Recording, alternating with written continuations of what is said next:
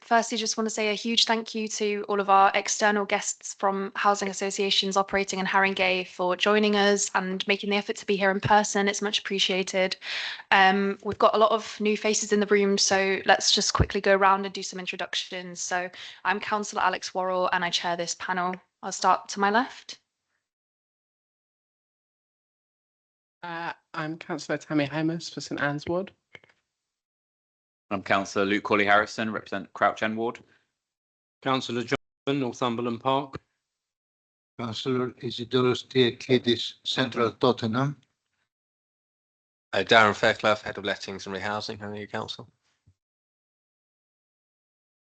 Dean Gordon, Director of Housing, MTVH.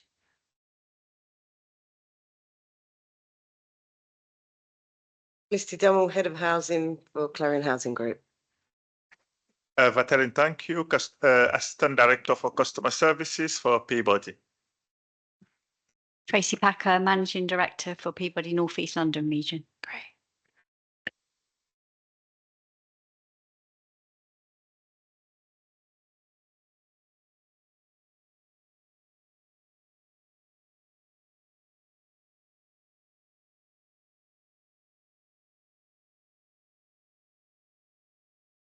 Hi, I'm Ewan Barr and I'm Chief Executive with Hornsey Housing Trust. I'm Taddy Noble-Gershon, Housing Partnerships Officer. I'm Hannah Adler, Head of Housing Strategy and Policy for Haringey Council. I'm Sarah Williams, Cabinet Member for Housing and Planning and Deputy Leader. Thank you. And just need Philip to introduce himself. Hi, I'm Philip Slaughter. I am the Scrutiny Officer for this panel. Great. Thank you. All right. So just move to the first item. Oh. Hi, should I introduce myself? Hi, Sarah Sutton, Assistant Director for Partnerships, Communities Thanks and for coming. Interim Housing Demand. Oh, sorry, Sarah online as well. Could you just say that again? Yeah, sorry, my voice is going, so I can't speak very loudly. Sarah Sutton, Assistant Director for Partnerships, Communities and Interim Housing Demand. Thank you, Sarah. Not there, so I don't pass on my germs. Apologies. It's all right. Okay, so first item is filming at meetings.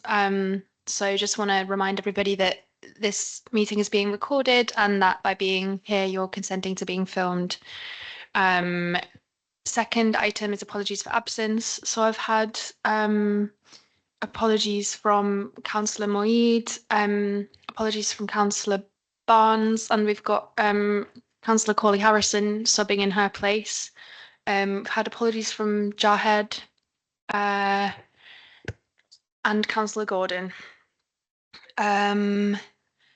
Next is items of urgent business. I don't think we've got any. And next is declarations of interest. Does anybody have any declarations of interest to make? All right. Next item is deputations, petitions, etc. I don't think we've had any. No. All right, great. So move to the next item, which is to approve the minutes of the last meeting. Does anybody have any comments or concerns about the minutes from last meeting? Councillor Bevan? Yeah, I've got 4 comments to make. There's a paragraph B that refers to rough sleeping at Tottenham Hale. It says an update will be provided, or words to that effect. What's happened about that? D, the housing register revision. It seems to have got confused with the library should be involved. The point was the housing register should be revamped and revised. The libraries is a minor administration thing. The housing register hasn't been revised and updated for 10 years at least. It needs to be done. That's my understanding of what the committee requested. The minutes have got distracted by the library issue. On V, there's an issue about the hotel use, etc., etc. We have put in an item with six or seven questions that has come from the Scrutiny Committee. It hasn't come to me personally as a member's inquiry. Officers are saying it's a member's inquiry for me. It's not. It came from this committee. I have a previous members' inquiry on one aspect, which is nothing to do with this list of 6 or 7 questions that have come from this committee and need to be answered. And then on paragraph C, there's an item about the procurement framework. And it refers to the progress on that. So we need an update on that as well. So those are the 4 points that I've raised from the minutes. Okay, thanks. So I think there was 2 written answers provided to the committee via email. So I think that what the note says is that there was an email sent to you on the 9th of October. So that covers the rough sleeping issue around Tottenham Hill, and then also, sorry. So there was 2 email updates provided to the committee on the 9th of October. That's what the note says. So one of those was around rough sleeping in Tottenham Hill, and the other one was a bit more explanation around how the figure of the stock condition survey was pulled together. So you should have those in your email inbox.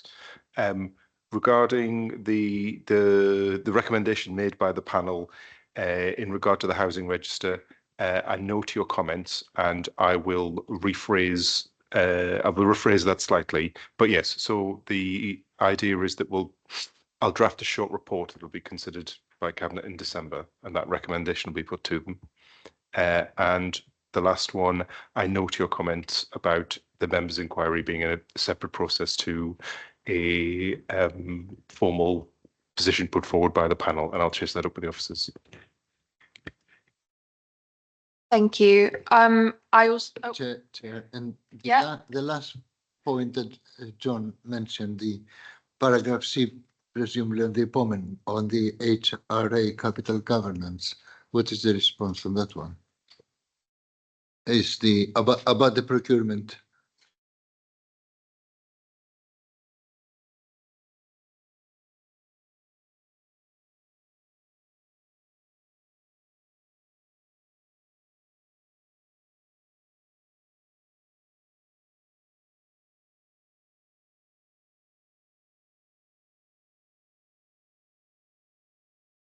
Right, so this is in regard to the London LCP framework that you're referring to.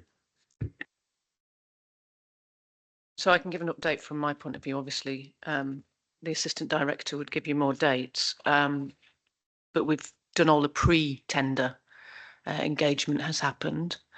Then there's 2 in-person events are going to occur where potential bidders can come. And then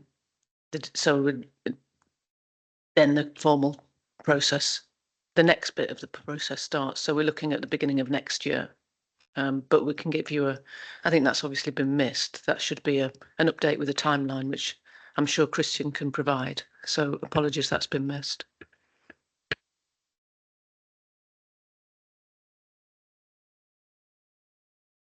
Just to point out that the minutes say the minutes say that the procurement will happen in October. We are in November now, so that's a bit. It's a little bit of being careful on what we're saying, what we are promising. I would say, but yeah, but I take the point. The procurement process has started, but it hasn't been completed yet. So it's a long process. All right, we'll record that as an outstanding action. I also just wanted to add, Philip, there was, I think, a point that got missed during the placemaking discussion, which I've flagged with you already, which we can just add in. Yeah, just to formally acknowledge that I did miss out that point that on the minutes, and I will include that in the version that's put into the website. Thanks. Thank you. Anything else on the minutes? Can we approve them? All right, thank you. All right, moving on to item 7, which is our substantive item on housing associations.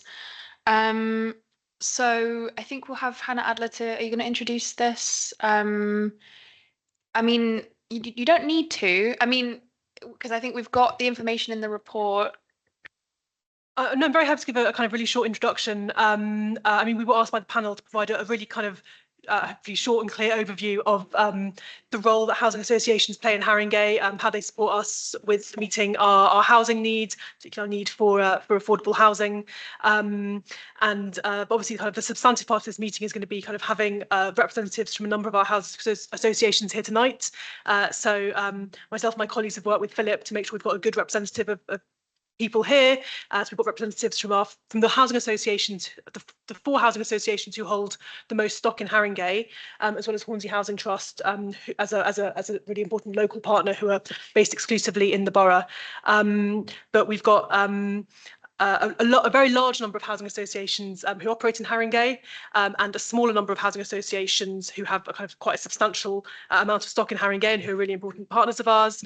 We meet with our colleagues on a regular basis in a variety of different forums and different types of meetings. So we have regular roundtable meetings with senior officers from all of those housing associations for presence in the borough, alongside senior officers and the deputy leader, where we talk about kind of strategic issues in the borough that we can kind of have a shared role in working on.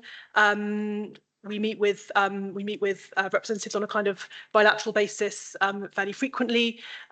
We make sure we're kind of around to troubleshoot any issues that are arising. And we also have a series of task and finish groups on specific topics that we all see as priorities to kind of really focus on. So we had a couple of task and finish groups last year, and we're going to have 3 running this financial year, which are just getting going. The first meetings are in the next 3 weeks, I believe. So that's kind of short overview of kind of the role of housing associations in Haringey. It's important to note that housing associations as a whole hold pretty much the same amount of social housing stock as we Haringey Council hold. So yeah, it's about 50-50 in terms of who owns and manages the social housing stock in Haringey. Thanks, Hannah. And yeah, just thank you for everyone who was involved in helping to pull this meeting together. So the way I'd like to run it is, I think if we have a short section where we have any questions directed at our officers and cabinet members, you know, on things to do with the relationship and how we engage, then we'll do a section on kind of broad cross-cutting issues. So these are questions that are to be asked of each of the representatives in the room. And then we'll do a section, if we need it, on kind of focusing on each one in turn and looking at the information you've provided. Thanks for that, by the way, and any specific questions that we might have around that. So I hope that makes sense. Do any of my panel want to kick off with questions to our own officers and cabinet member to begin with? Councillor Bevan. I've got 2 questions. I mean, the first one is quite simple. It says we have a dedicated housing officer who liaises with the housing associations, power 5.9. Can you tell me if that post is still occupied or is it vacant? And then the second point is a suggestion that I think all housing associations should do in Haringey. If they Google the postal code of their estates and click the second link, they can put in their postcode and it will bring up the names of the local councillors. Now, what I'm thinking is every time a housing association does a walkabout or around one of its estates, I'm assuming they do that like we do, they could invite the local councillors along, because at the moment there is a total disconnect between local councillors and any of the housing stock in their ward. A total disconnect. So that's just a suggestion. You might like to take it up and ask the housing association to do it, but it's an idea. I'm going to come in and say welcome to Talia, who is our new dedicated officer in that role. It was Luke who's moved over to Darren's team, I think. Is he in Darren's or Sarah's? Yeah, he's in housing management, so he's in the team who deal with voids and letting. It's in the voids. Another really important area. So he's done a sidewards move, and Talia, we're very grateful. It's she's new in the role. I don't know, Talia, if you want to say anything about how that is, or.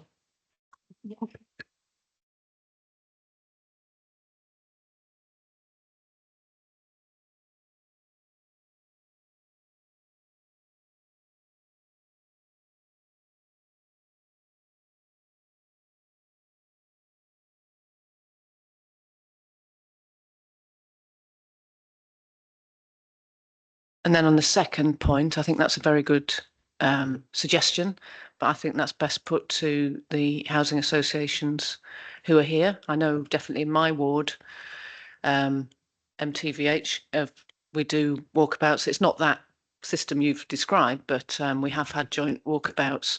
But there's others that I don't even get an email reply from. So yes, I think it's a bit of a mixed landscape. So I think that would be a really good suggestion. Thanks. Anyone else? Luke?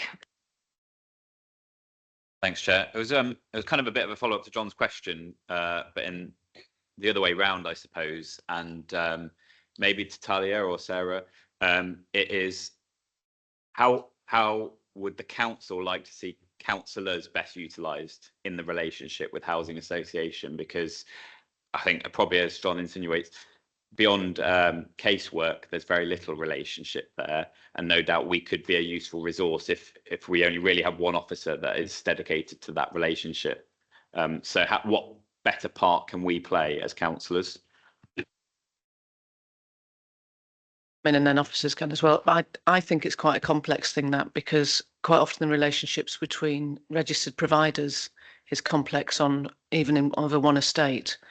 For example, the one I've been at, so Metropolitan Thames Valley is a freeholder, but another housing association is the leaseholder, and whose responsibility is what and who does what. It's really quite a complicated view. I found it works well. I must shout out to Peabody, because sorry I didn't mention you before.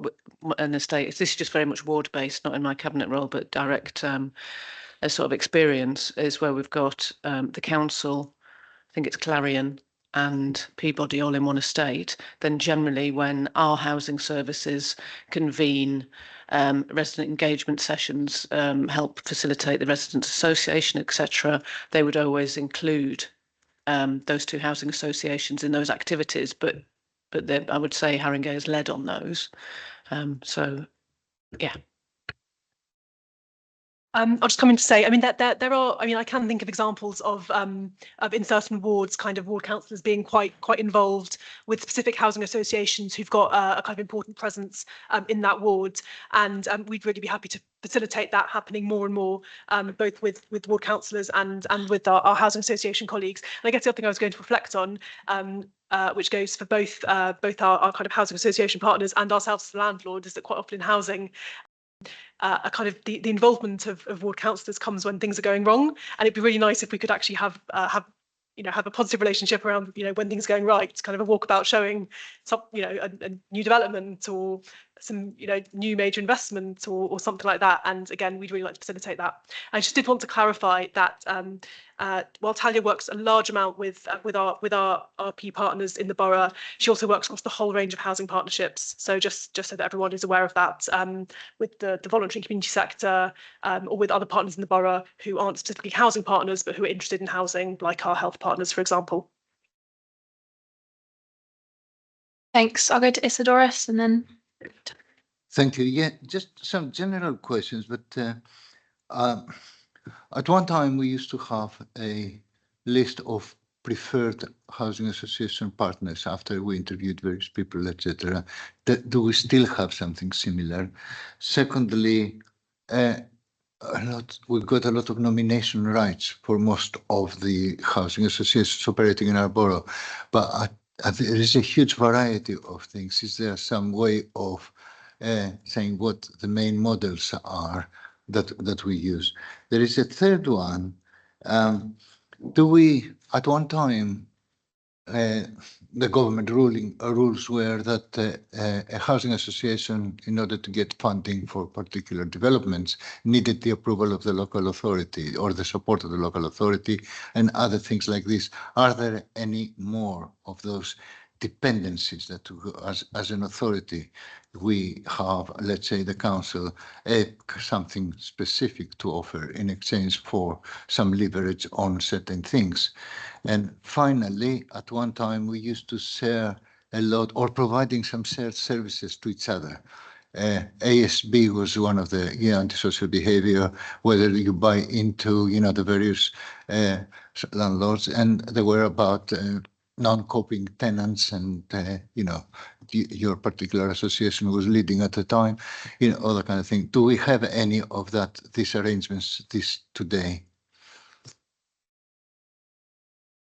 So on your first question, we don't currently we don't have a list of preferred partners. So we used to have them, we don't have any more. On nomination rights, Darren is probably better placed than me to answer, but we've got nomination agreements with our partners in the borough, and that's generally speaking, the pattern is 100% of first lets, 75% of second lets, etc. But I'll let Darren come in either to clarify or to correct. I think to confirm more than anything else, yeah, that's the general standard agreement that we have with our nomination agreements for all partners. But for every scheme that we will have a nomination agreement that's going to set out, what the arrangement is, what the expectations are. But yeah, almost all of them. Chair, if I try to clarify that point. So for each one of them, we've got for the properties, the vacancies happen there, a nomination right when they become vacant.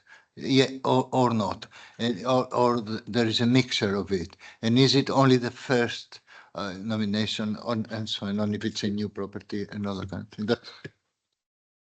If I've heard, sorry, so 100% of the first let, so the first time that property is available to us, we will get 100%. But then of when properties become void because somebody's moved out or something along those lines, we would get 75% of the properties that come back to us.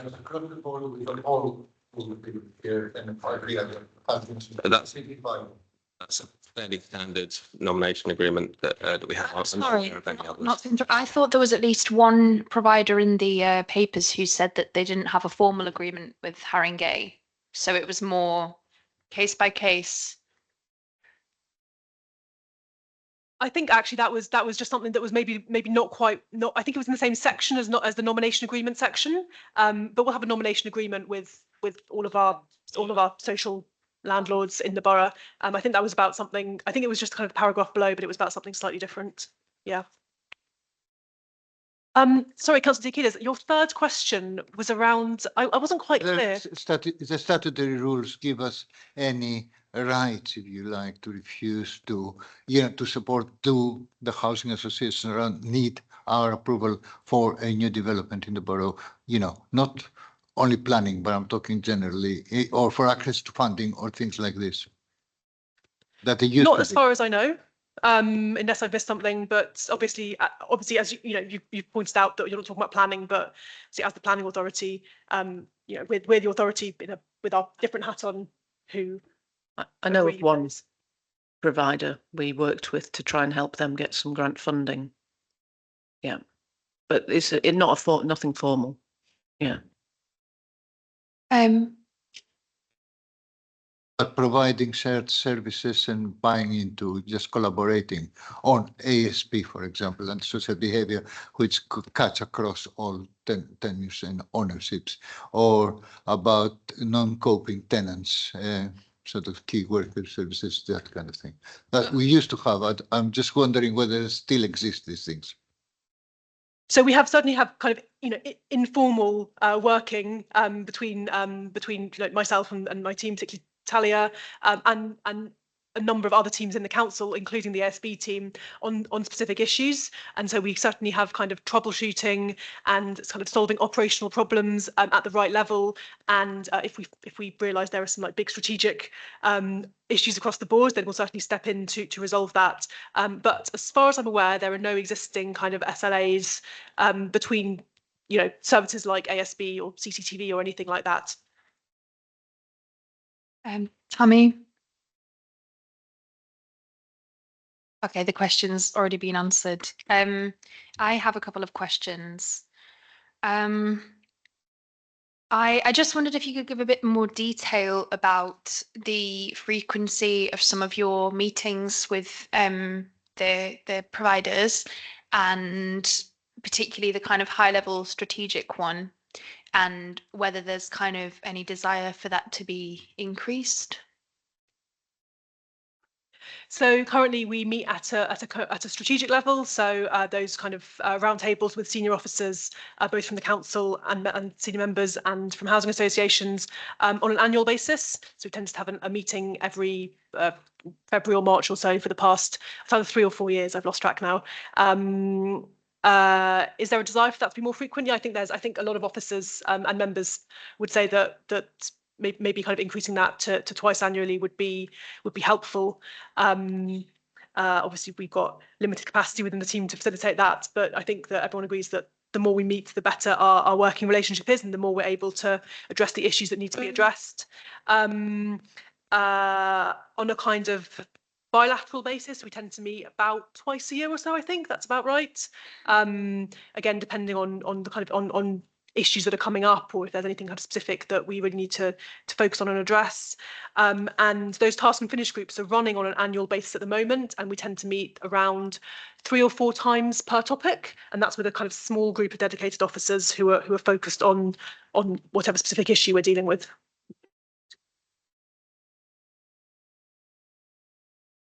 Just as an aside, our homelessness reduction board has representative of all of the registered providers. So there's different places that there's interaction as well.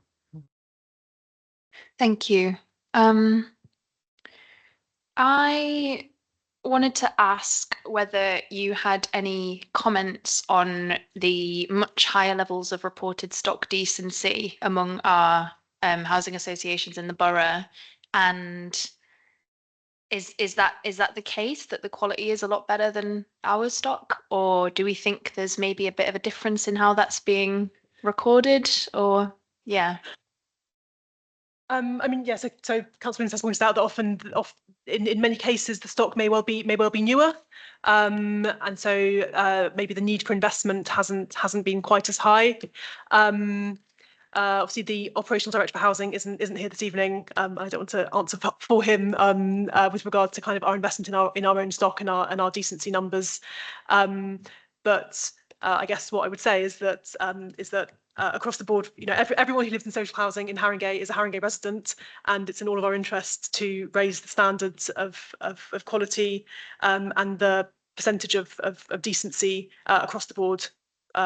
Whoever our residents' landlord is.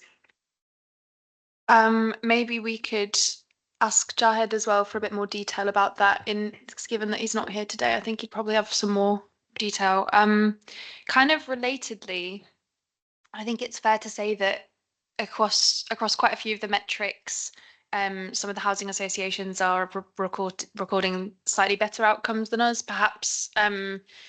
Even in terms of repairs, even though it might seem low and a lot of residents might have frustrations.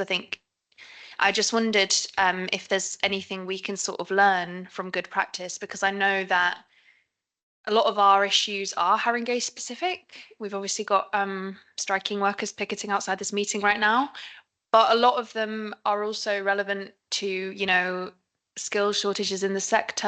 And yeah, I wondered if you had any thoughts on that. Broadly, I would say in the meetings I've had with the regulator for social housing, the issues that are faced by Haringey are faced by registered providers equally. One of the issues that he highlighted was especially when in housing association get a takeover, when there's a change, which happens about every 10 minutes, and in the council bringing the Almo in-house, that is sort of a risk. They're flags to the regulator. So I can't really add much more than that, but yeah. I also just wanted to mention, we don't have any of them represented here today, but obviously we do have some very, very small housing co-ops operating in our borough. And in my casework experience, they can sometimes sort of be laws unto themselves and have very, very poor transparency and kind of complaints reporting mechanisms. And I just wondered whether you had any views on anything we can do. I know our powers are limited, but to sort of tackle that and handle that better.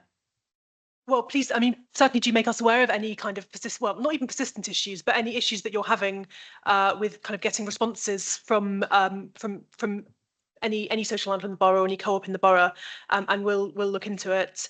And you know, the size of an organisation doesn't, you know, should have no influence on the service that's provided to residents or the standards that those organisations are held to. So as a first step, just I'm happy to have more of a conversation about any kind of issues that you've noted or flagged.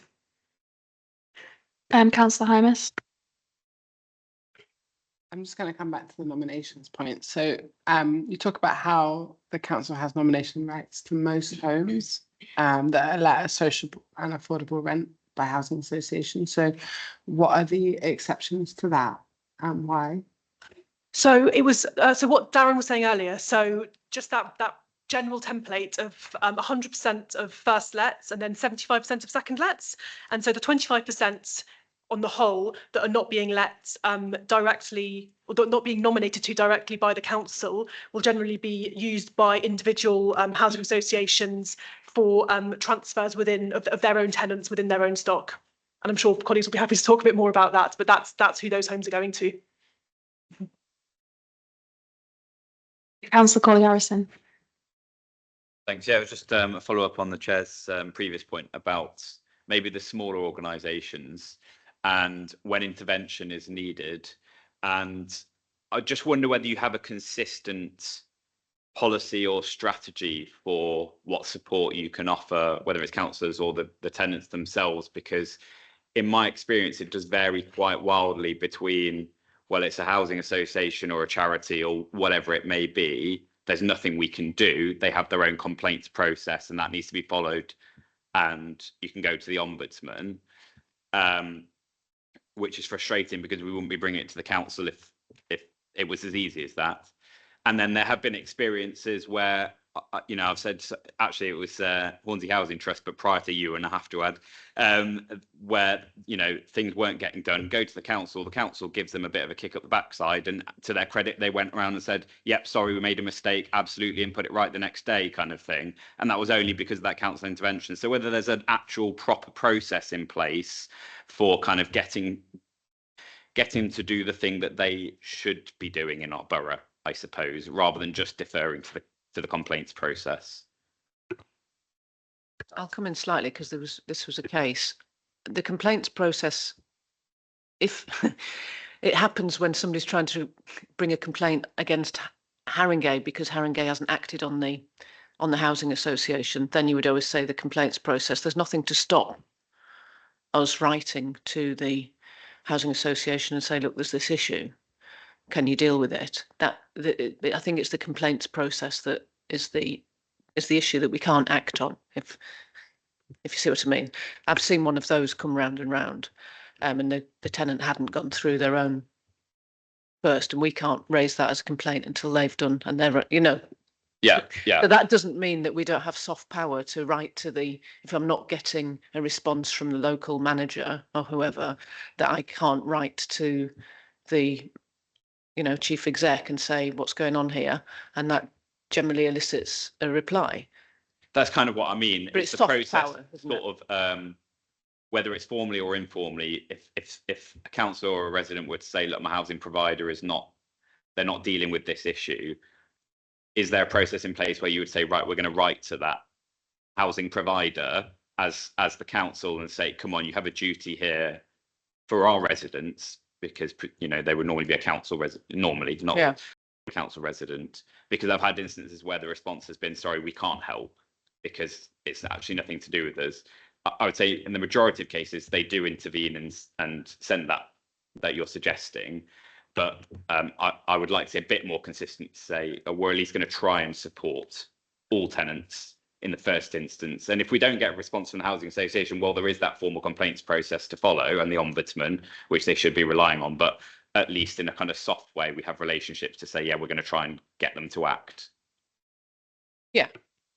So I think that is the approach we tend to take. I would say that occasionally we do come across complaints or kind of issues being flagged by residents, whether through a members inquiry route or through another kind of complaints route, where we're the first, which is an issue with their they're housing association landlords, but their first port of call has been to come to the council. In that case, we would always say, please go to the dedicated complaints or feedback process of an individual landlord, which is going to be a much smoother process than it coming to myself sending it to someone in the organisation, it going back down and things like that. So we do sometimes get things coming to us in that first instance. And just to clarify that we do work with all registered providers in the borough, whether they're big or small. And obviously we've got larger RPs who are here tonight, but we do work with a lot of much smaller RPs. And Talia has either met or is in the process of meeting with pretty much everyone who's got a presence in the borough. All right. Unless anyone has anything else for our officers. Oh, Councillor Bevan. First of all, minor point, can you update the list of contacts for the housing associations? Because I'm aware it's out of date, especially where Newlon is concerned, if you could do that. And the second point is about the soft power. I mean, quite recently it was government policy that these housing associations, you had a few units stuck in a place and all their other stock was miles away, that they transfer that to a nearby housing association so it could be better managed. And that did happen in the recent past. I think the policy is sort of, what should I say, it's on the back burner or it's been forgotten, because we've got a few properties in my ward, Southern Housing. They had nothing else nearby. The management is appalling. So those few properties should be transferred to a housing association that has a lot of stock nearby. And that's something you could promote with your soft power if you were aware that there were a few properties from a housing association stuck somewhere way away from their main stock that were neglected, as the example that I've quoted. I mean, that's just something you could get involved in or promote. Yep, so happy if there are kind of specific examples like that to get involved with individual landlords on a kind of sensible approach to stock management, and we'll make sure that we've got the most up-to-date version of the relevant kind of contact list. I think we circulated one fairly recently, but it might not be as up-to-date as it should be, so we'll make sure it is. All right, thank you. So we're going to move to asking questions of our registered providers in the room. So these are if you've got any sort of general questions that you want everyone to answer. So I'm going to start off with one. Obviously, we've got the new consumer standards for social housing coming in. I was wondering if you could give a bit of a summary of where you are in terms of preparing for that, and if there's an area of particular concern and what you're doing to kind of address that. So I will start with MTVH and then I'll just move around the room if that's okay. So we have a team that are supporting all of the other teams in the organisation in preparation for an inspection, because we know one will happen. We have been communicating internally around consumer standards with all teams since last year, but more so since April of this year when they went live. And yeah, it's something that do we have any gaps? Yes, presumably we probably do have some gaps. Obviously I'm responsible for housing and my focus is around antisocial behaviour. So that's something that I'm doing more of a deep dive into now, because I want to make sure that we are ready for any inspection and that we are complying with the consumer standards. So yeah, we are working through them and making sure more than anything that there's staff awareness around it, because I think that's really important. But equally around best practice, evidencing what we are doing, and yeah, that's what we're doing at the moment. But Clarion also have a team that are dedicated around consumer standards and the tenant satisfaction measures. They're working across the organisation. We're currently reviewing our operating model to ensure it aligns with those standards and those services that we need to be delivering. Some of the gaps, I think, and some of the concerns around the more perception-based consumer standards and the perception our residents have of us as an organisation, and how we can work with, you know, partners and our residents to actually sort of change and influence some of that perception of our services. We've brought in a company called Connect that are reviewing all our processes and all our policies to ensure that they are aligned with the new consumer standards and that we're in the best possible position. We're starting to work on lines of reporting. So currently we can only, at the moment, we're doing that kind of on a national basis, but we're working with those teams so we can break it down to regional and then hopefully eventually down into sort of borough level.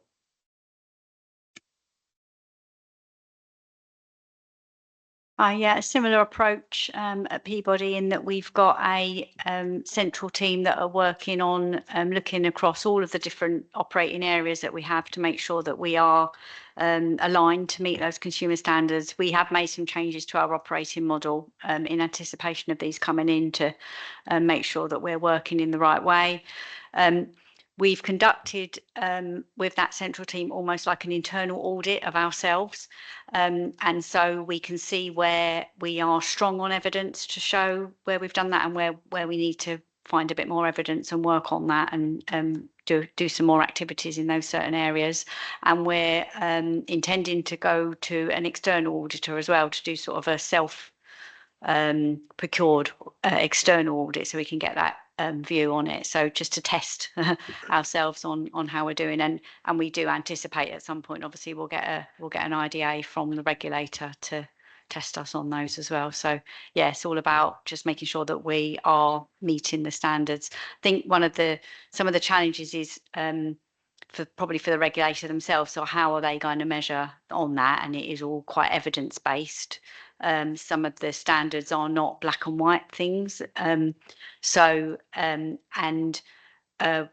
know, we obviously want to be able to show that we are doing strong resident engagement, but I think probably the regulator's challenge is how do they ask us the right questions to make sure we're showing the right information, and how do we put that forward to them? I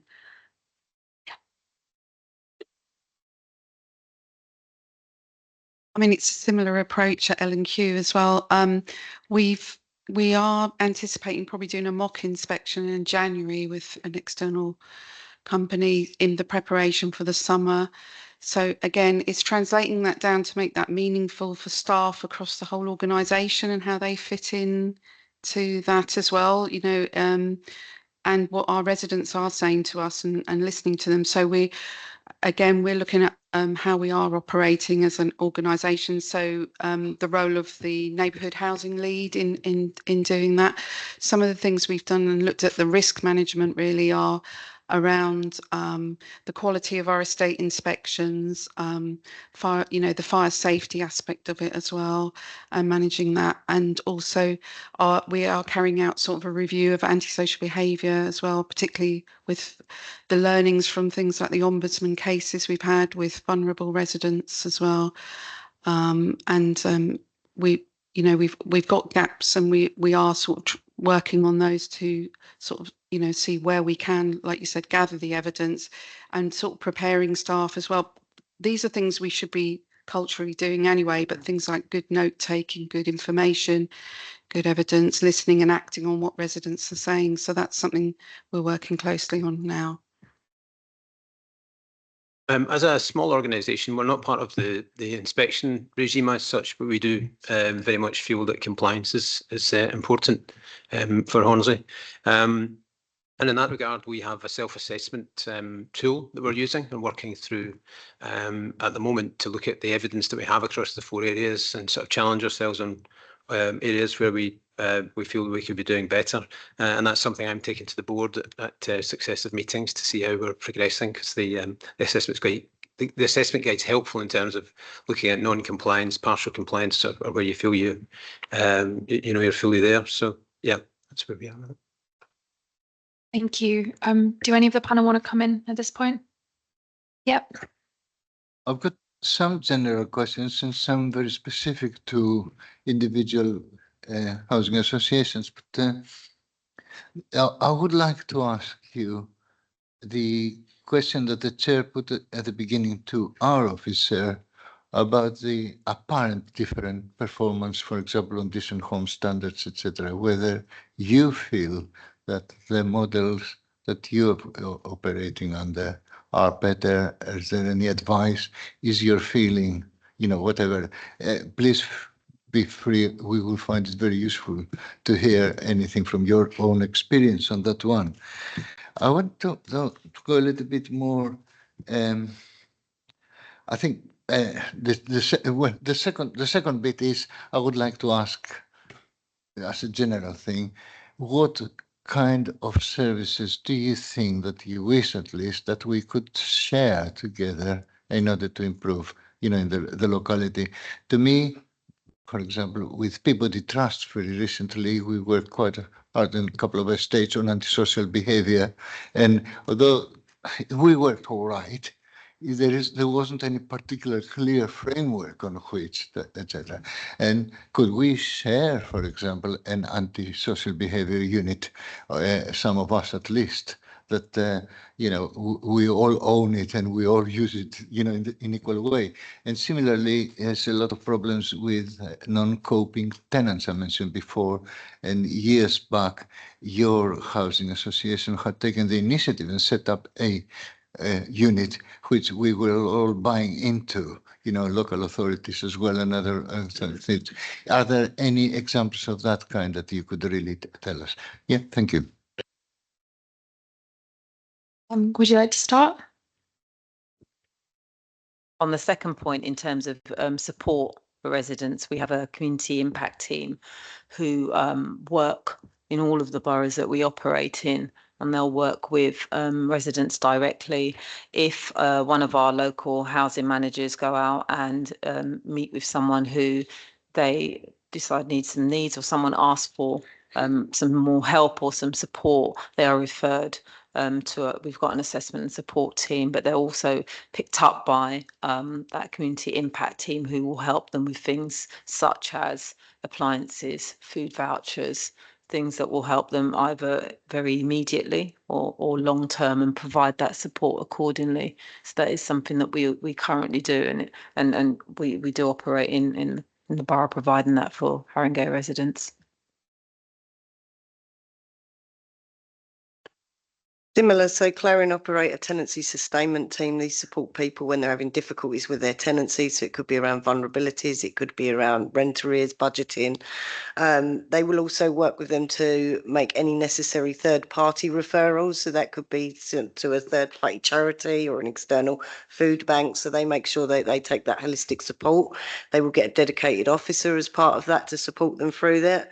We also have a safeguarding team. So where there are issues of vulnerability or concerns around welfare for residents, that's overseen by our safeguarding team and brought in the certain strands from across the organisation. Generally on those, we work very closely with the local authority and make the necessary referrals. We also have obviously numerous resident involvement opportunities, and those are not just for Clarion residents. So that could be surrounding residents where they said earlier, where we have shared estates. And we also have Clarion Futures, which works around providing apprenticeships, employment support, CV support around that, community activities. In terms of shared services, in terms of your first around decency, in terms of decent homes, I think it's largely dependent on the current stock type you've got. Clarion has got a good decency within Haringey, so only 38 of our homes do not meet the current standard. But I think that does go back to what you've currently got, the investment that's gone into that, and the reality of looking at some of whether or not these properties can be brought up to the decent home standard, or whether or not that we're unable to.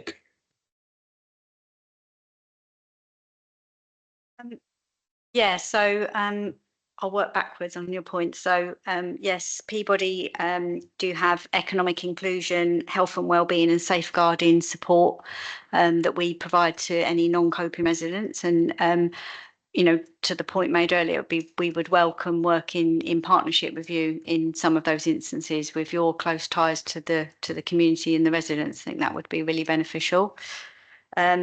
We also have specialist community safety teams. So we've regionalised our community safety, and we have teams that focus on the boroughs in each of our regions. And and they look at a range of different types of community safety issues. So some quite individual issues around domestic abuse, or some broader, more community-based issues, perhaps with gangs. And they work in a really holistic approach way in terms of trying to resolve and prevent ASB. Work with partner agencies. We make use of community multi-agency risk conferences. So there is already a degree of partnership there, but again, it'll be really good to look at opportunities of where we could share different resources. And we have worked elsewhere with some sort of shared CCTV and things like that. And then finally, on the decent home standard, yeah, I mean, I think we suffer from the same challenges that everyone in the sector does, that you mentioned earlier, in terms of available resources. And a lot of the we take a mixed approach in terms of how we run our repairs and our property condition services, where some of them are in-house teams in workforces, and some of them are externally contracted. So we kind of do a bit of both of that. All of that we struggle to get enough of the right type of qualified people, and I think that's a challenge in the country in general. So I think that is a lot of the same challenges, but we work with that to obviously keep the properties to the best condition that we can with what we've got. And yeah, they're different ages, different issues. But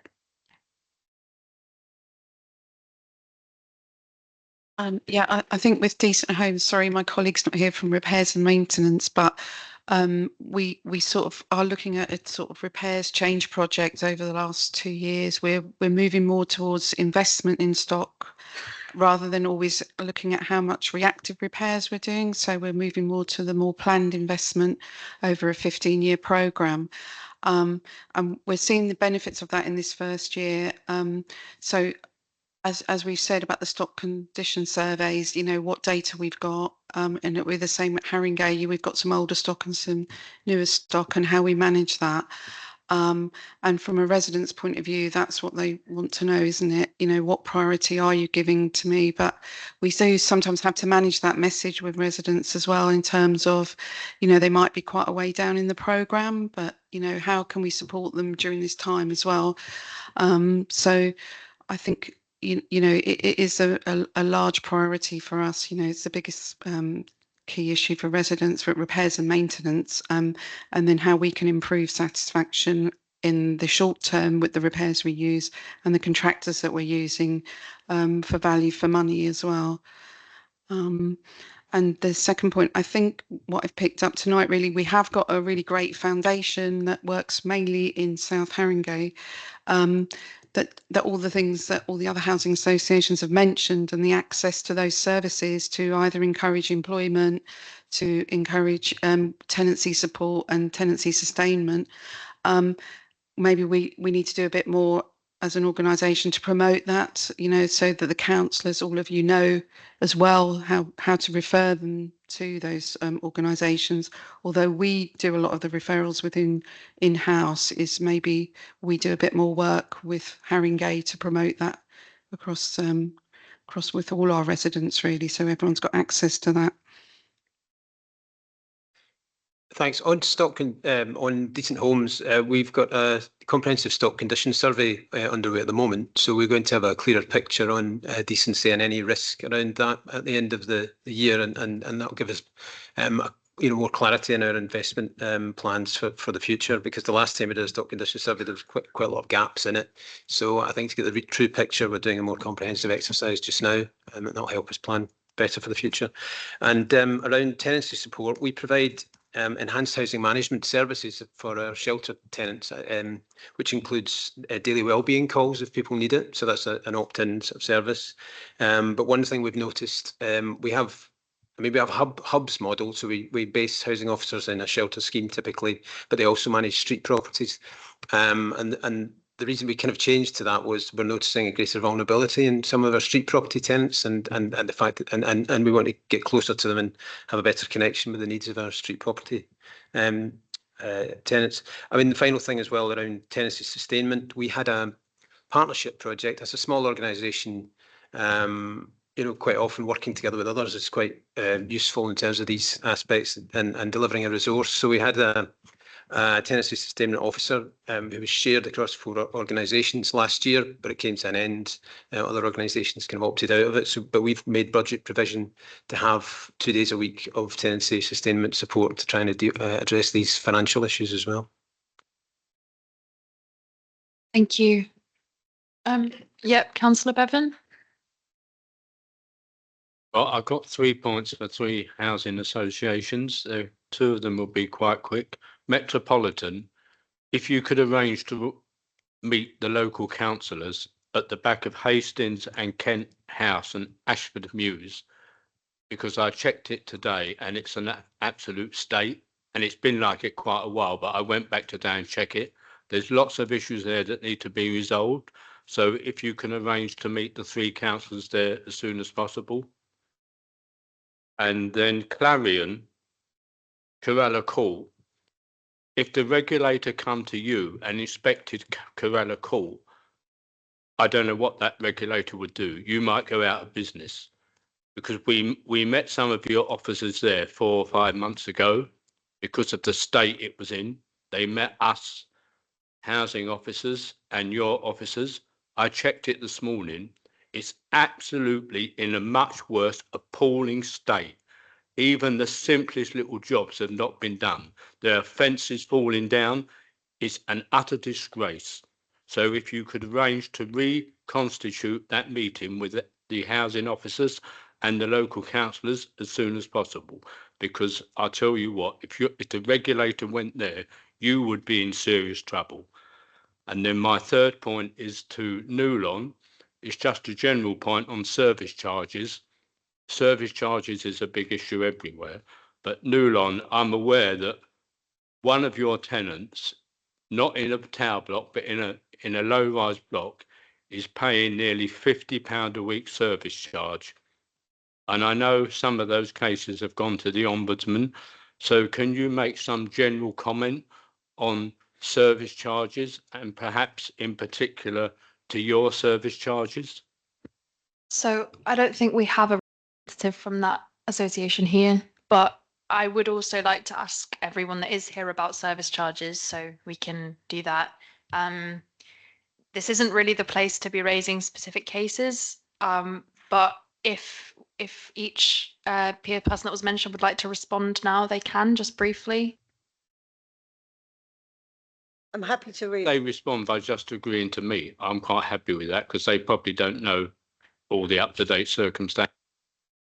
I was actually at the walkabout at Corella Court when I met you, so I'm more than happy to rearrange and have a discussion outside in terms of the spend we've committed at Corella Court.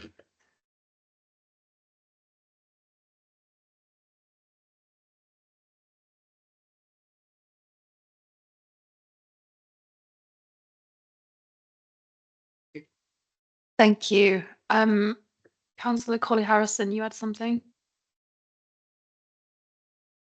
Well, I've got 5 quite general queries, and maybe if I do 3 and then rather than all 5 in one go. So, and this is to all really. So the first is in regards to disrepair claims, and whether you are seeing an increase in disrepair claims over the last 12, 18 months, and how you're dealing with them specifically, and whether you are fighting them or you have some new procedures in place or whatever it may be. That'd be of interest. My second point is on the most recent Housing Ombudsman Landlord Performance Report, which has been recently published. And it seems like, again, across the board, the number of orders that have been made, the amount of compensation that has been requested has gone up quite considerably in the last year versus the previous year. So if you could just speak to why you feel that is, it may be a different way that they're doing things, or it may just be an industry thing. And then my 3rd point in this group is, Angela, you referred to kind of doing your planned investment works rather than responsive repairs. So this is to everyone really, but what is everyone else doing about this? And I'm not talking about just decency levels. I'm talking about getting ahead of responsive repairs so that they don't become major works or major repairs. And what are you doing about insulation? What are you doing about proper mechanical ventilation in blocks? so that the quality of the homes is, from a health perspective, of a decent quality, not just kitchens and bathrooms. And hopefully it'll bring down your damp and mold issues and all that sort of thing. But what are you doing as a organisations on your planned investment works, in particular on those greening issues? Should we start with you in this time and move around the other way?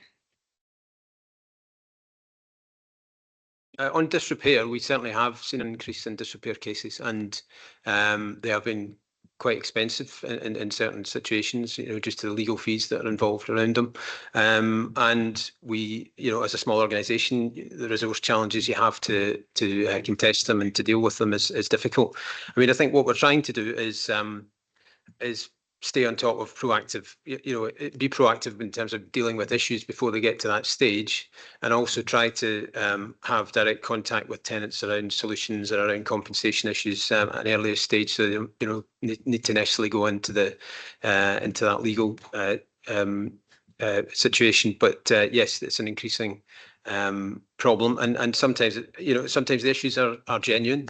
We have had damp and mold cases with particularly the top and the bottom of street properties. We've got some basement flats that have been difficult in terms of damp and mold, but sometimes they are more spurious in terms of the sort of ambulance chasing stuff, and we've been these still are quite difficult to deal with. Around the housing ombudsman, we've worked quite closely with the ombudsman in terms of advice. We're trying to use them positively with our complaints process.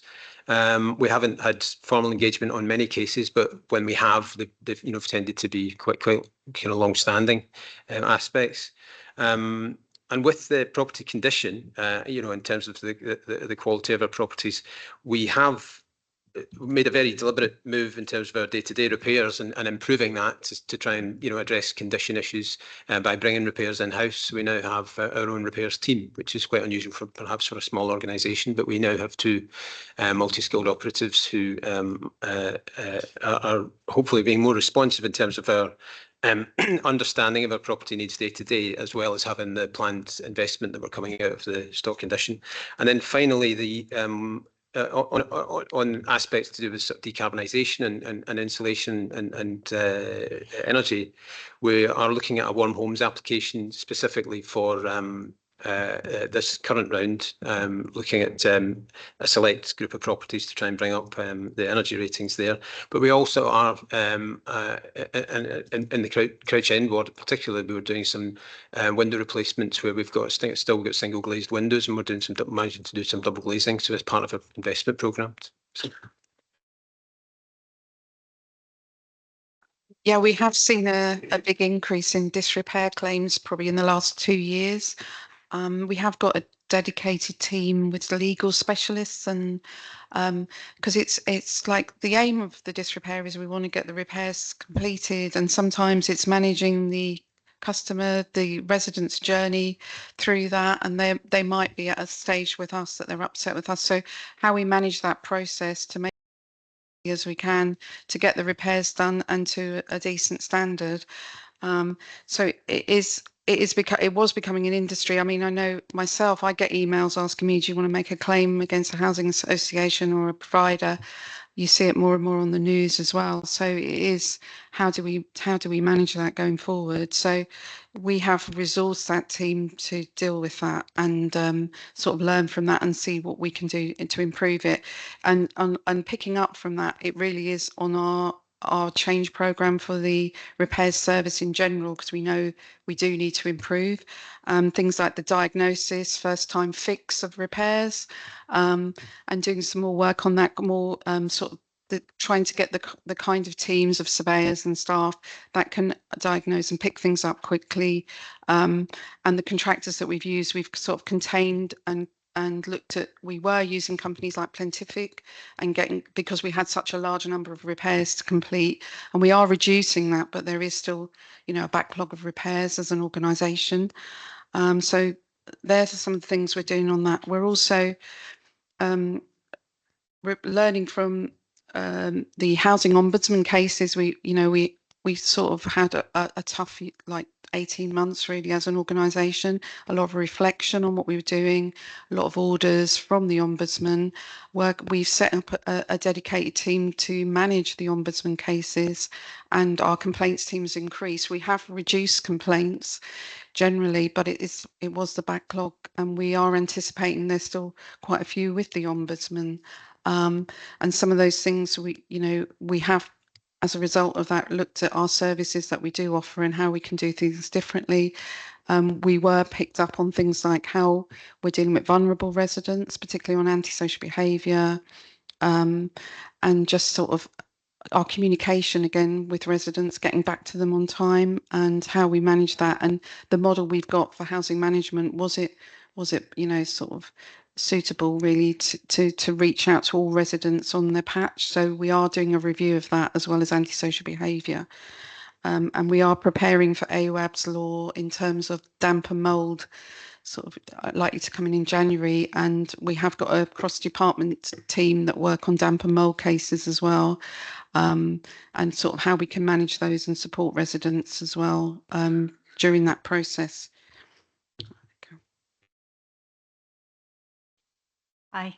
Yeah, we have seen as well an increase in disrepair claims. Mostly it happens when residents are frustrated, understandably, with a returning issue like damp and mould. So quite often we have attempted to fix that before, and for whatever reason we haven't got right to the root cause of it, and it's come back. So what we tend to do is we when we receive a claim, is we alongside that also engage a surveyor, so that we can get into the property, assess what the issue is, scope the works, try again to try and fix that root cause, and then we work with that process alongside the legal process, so that we try to address the problem whilst the discussion is happening between the solicitors. Housing Ombudsman, yes, we have also seen increased volumes and amounts of compensation that we are being ordered to give, which has come with the additional powers that the Ombudsman has had, really, and the way that the Ombudsman, I think, has raised their profile with residents, and residents is a good thing that they do know they've got that route to go to. We have a service improvement plan in place so that we capture and progress any recommendations that we receive from the Ombudsman, so that we can learn from them and improve. We've implemented sort of 20% of those that we've had so far, and we've got more to implement, and then that's a bit of a rolling thing if we get more coming in. Planned investment, yes, so we run a rolling stock condition survey programme, so that we can continually check the condition of our properties, and the information that we get from that feeds into our planned works programme.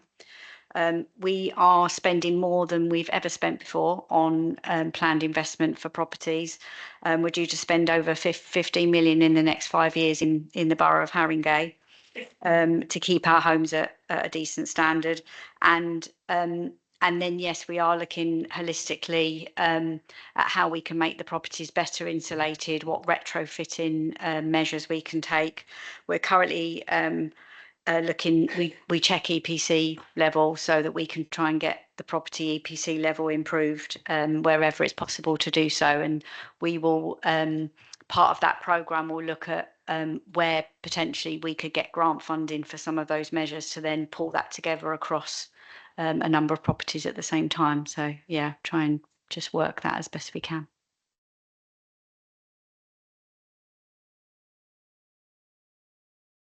In terms of disrepair, same as the other providers, similarly seen a rise in disrepair. We have a team that oversees the disrepair claims. They have legal specialists within that. Similar approach to Peabody. We engage our own surveyor to go out and try and engage to get the works completed before it escalates. There are some difficulties with that process, because often once the legal process is started, residents then become reluctant to let us in and carry out any works, which can cause further delays. We are working to try and reduce that and look at the reasons. We've now engaged a whole leaks, damp and condensation mould team. So essentially they're taking a proactive approach where damp and mould are reported from across the organisation. Housing Service Ombudsman, similar situation. We've had an increase in determinations and the amount of compensation awarded. We have reviewed all of our processes and we've currently put some processes in place to change overall, including actually once we receive that complaint, starting to engage with the resident at first point to try and stop it getting to Ombudsman. So trying to agree that resolution with them prior to actually having to see it through rather than just a letter. We're committed to discussing and agreeing that. We ensure a single point of contact now within the organisation, so someone's got that single point. So if it's a multifaceted complaint, rather than it getting lost across the organisation, someone will now have a key dedicated person in which that they will oversee that case for them. Planned investment, so we deliver a prioritised annual planned investment, so that's looking at things like key components. We have a policy of trying to get into all of our properties within 5 years to carry out internal inspections to make sure that we're meeting those decent home standards. So we engage with the residents, with them we prioritise any works that are identified from that. We also complete our compliance inspections around gas, electricals, servicing, and we invest in our programs to ensure the components remain in good condition. We do look in terms of when we're developing now to ensure the homes have a green approach. So we're working when we're looking at investing or actually developing in any of the boroughs, certainly in Haringey, around what sort of components we put into those and to ensure that we're going to meet the future home standards. We do have a whole asset team set up now that look into that, and they look for third party funding to ensure that actually we're delivering on the ground heat source pumps and actually some of those ventilations to ensure that actually we've got homes fit for the future. Repairs are always challenging. We have had difficulties, same as most of the organisations delivering. The biggest issue we have with our repairs is meeting our 28-day target in terms to complete those repairs. That's for a variety of reasons. That can be because we haven't necessarily got the expertise. It could be that we've got to go to a third-party contractor to deliver that repair, which can often cause delays in their workloads. We also have issues with, obviously, sourcing the actual expertise into the actual organisation. So we are constantly recruiting within Clarion to Clarion Response for engineers and making sure that they're the right expertise to deliver the response.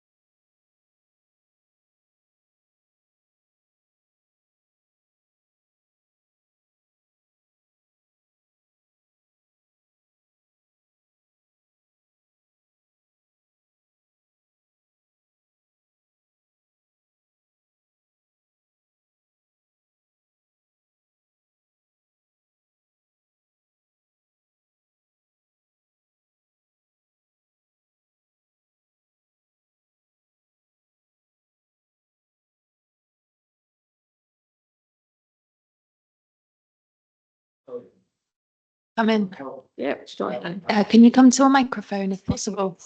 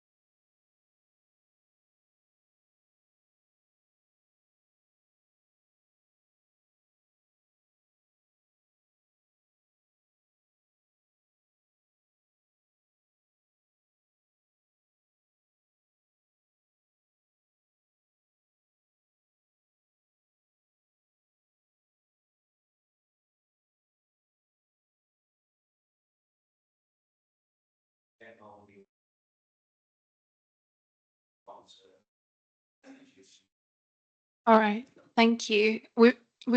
Yeah, but I think it might be good to get some maybe a bit more detail about whether our own sort of damper mold work is looking at some of these things. Good to get that detail. Thank you. You had a question, Councillor Hymas?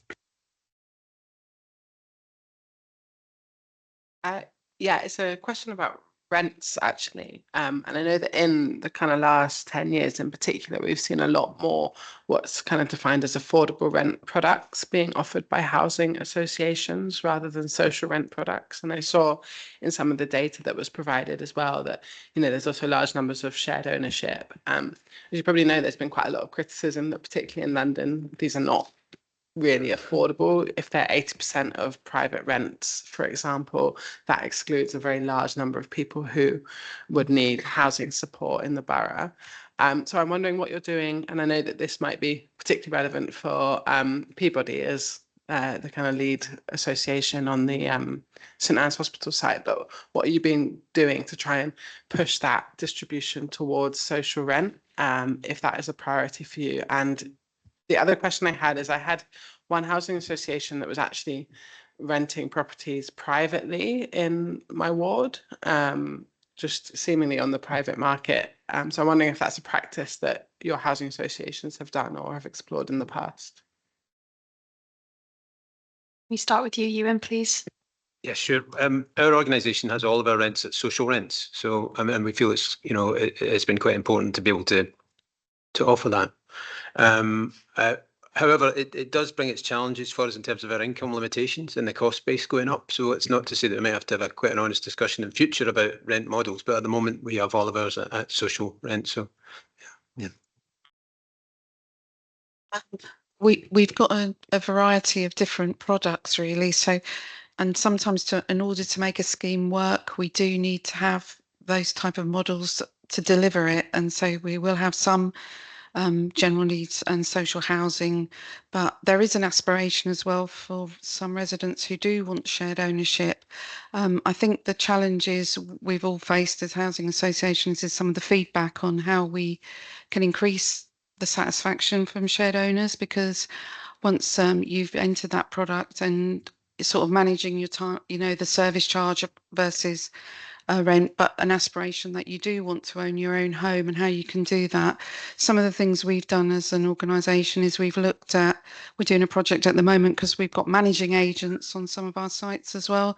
So we're doing a managing agent project on how we're managing value for money with the managing agents that we've got, because that cost will be transferred over to our residents.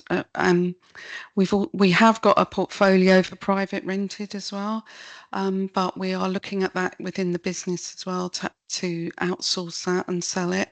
So because we had key workers, private rented. So I think with all housing associations, we've got different models. Our chief exec, Fiona, is the chair of the G15, and they are advocating, and she's working politically as well with all the other housing associations at the moment to try and see, you know, how we can make, you know, keep rents settled and affordable over the next 5 years with the new government, but also with service charges, because the costs in the last few years of things like utility costs, insurance, building insurance, which has been a challenge for our residents. And when you have residents meetings, they're the issues that residents say. They do love the products that we've got, you know, some of the new builds and the properties that they've been given, but it's just sort of managing that maybe over a period of time because of the cost of living crisis and what support we can give them.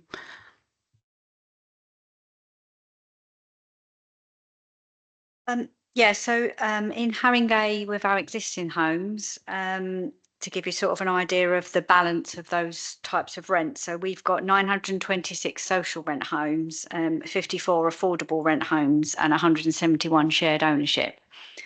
So our balance is still definitely in favour of social rent. We would always prefer to have as many social rent homes as we possibly can. Our challenges with a new development like St Anne's is a good example of that, is how we make that economic model work, really. So how do we get that balance between the funding that we need to make the development happen when we don't necessarily get the grant funding to support the social rent homes? So we've been able to achieve for St Anne's 60% of the homes that will be built there will be a level of affordable rent, and they will be a mix of social rent and affordable rent. So it would definitely always be our preference, and the same with service charges. We want to keep the service charges down wherever possible, and it's how do we do that in the balance of meeting the expectations of what the services need to be with keeping the service charges low. Distribution on the St Anne site will be between affordable and social. I haven't got the numbers here tonight, but I can get them for you. That'd be great. Thank you. Yeah. Similarly to the other organisations, we will always try and prioritise social rents, and whenever we do any new development, there is always a proportion of them which will be social rents. The difficulty comes with the investment in terms of being able to move the development forward, that some of it the appraisal needs to be run on those affordable rents. I think some of the difficulty we are now seeing is with the increased service charges, so the rents are not necessarily high in terms of the social, but the increase in terms of the inflation and those service charges are really what impacting on residents. Obviously, the difference with the affordable is they don't have a separate service charge. That's all generally included within that 80%. I certainly understand where you're coming from in terms of, we always want to do the social rents, but it's just not always realistic if we want to be able to continue to deliver homes.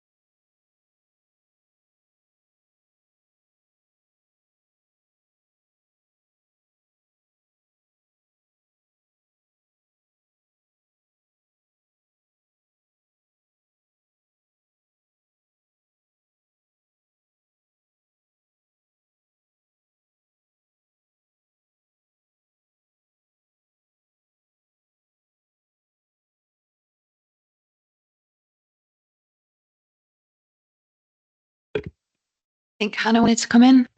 Yeah, I just wanted to come in just to clarify kind of the council's position from a housing strategy perspective on different kinds of affordable housing. So obviously we do recognise that in order to make some housing developments viable, housing tenures like shared ownership or other kinds of intermediate housing are necessary, but our position, which is based on a strategic housing market assessment, so a kind of projection of housing need in Haringey over the next 20-year period, has kind of set out that the overwhelming need for affordable housing in Haringey is for low-cost rented housing, by which we mean either social rent or London affordable rent. And so our clear preference, and this is the approach we take when we are informing planning applications, is that the absolute preferred type of affordable housing to be delivered in Haringey is low-cost rented housing. But we do recognise that there is a group of people who will also benefit from other types of affordable housing. We do also encourage, where intermediate housing is going to be delivered, for that to be intermediate housing for rent, which is generally more affordable to our residents than shared ownership. But it is far more challenging to deliver from a viability perspective because of the grant fund, well, because it's not grant funded appropriately. This might, I guess my question is, you say that you kind of bunch London affordable rent with kind of social rent, rather than with what would be kind of called the affordable rent products. Is that just a reflection of kind of numerically it's kind of closer than it would be to London? Yeah, it is, you know, it's we do know it's more expensive than what formula rent tends to be on new build housing. It is higher than that, but it's much closer to it than to other kinds of affordable rented housing products. Lots of inverted commas there in my head. And obviously it's a tenure that is no longer being funded by the Mayor of London, so it's slightly irrelevant at the moment. It was in the previous round of yeah, as you know, the previous round of funding. If you don't mind, Isidoros, I think I'm going to move us to the individual questioning shortly. I think if you've got sort of cross-cutting stuff that you want to ask, you can maybe indicate that, and we might be able to get a general answer from one housing association, and then others might wish to chime in. All right. Can you hold on until I move to the next part? Because I just have one more general question, if that's all right, and can be a very quick answer, quick whip round. Have you got any plans that you can share with us to build or acquire new homes in Haringey? Maybe beyond sort of schemes that we're probably pretty aware of. And relatedly, what's your kind of assessment of your current position with voids? And is there a sort of drive to get it down? And just to mix things up, I'll start with Peabody. So the first question is, St Anne's is obviously our main focus for development, and there's not any others coming forward at the moment that I know of. Always open to that. In terms of voids, so for Haringey in itself, we've had very few voids. So generally speaking, we're looking at maybe 4 or 5 voids in a year that we would get in the borough from our portfolio, and then obviously we turn those around as quickly as possible. For our voids in general, we're always looking to speed up, always looking to get that turned around quickly, but not at the expense, obviously, of doing them properly. So yes, always a focus. Felicity? I'm not aware that we've currently got any that are going to be on site or due to be on site soon, but I can follow up with our development team to see if there's anything in the development pipeline for Haringey. In terms of our lets, we've currently got 14 voids currently going through the lettings process, and that's back with Haringey waiting for those noms. So we are prioritising it. Getting voids done is an issue. Again, we have DLOs, so direct labour operatives from Clarion Response, and it is about finding that balance at the moment of whether or not we pull people off response to deal with voids, or whether we, have the voids and deal with that. So it is a massive priority for Clarion. As I said, we are reviewing our operating model, and we are looking to centralise our voids approach, which should help in terms of turnaround times and the product. Can I come to you, Surinder and Maxine?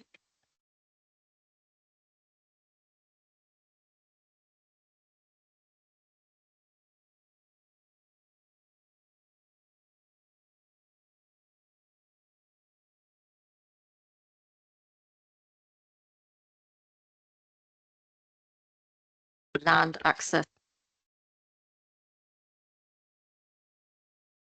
Voids?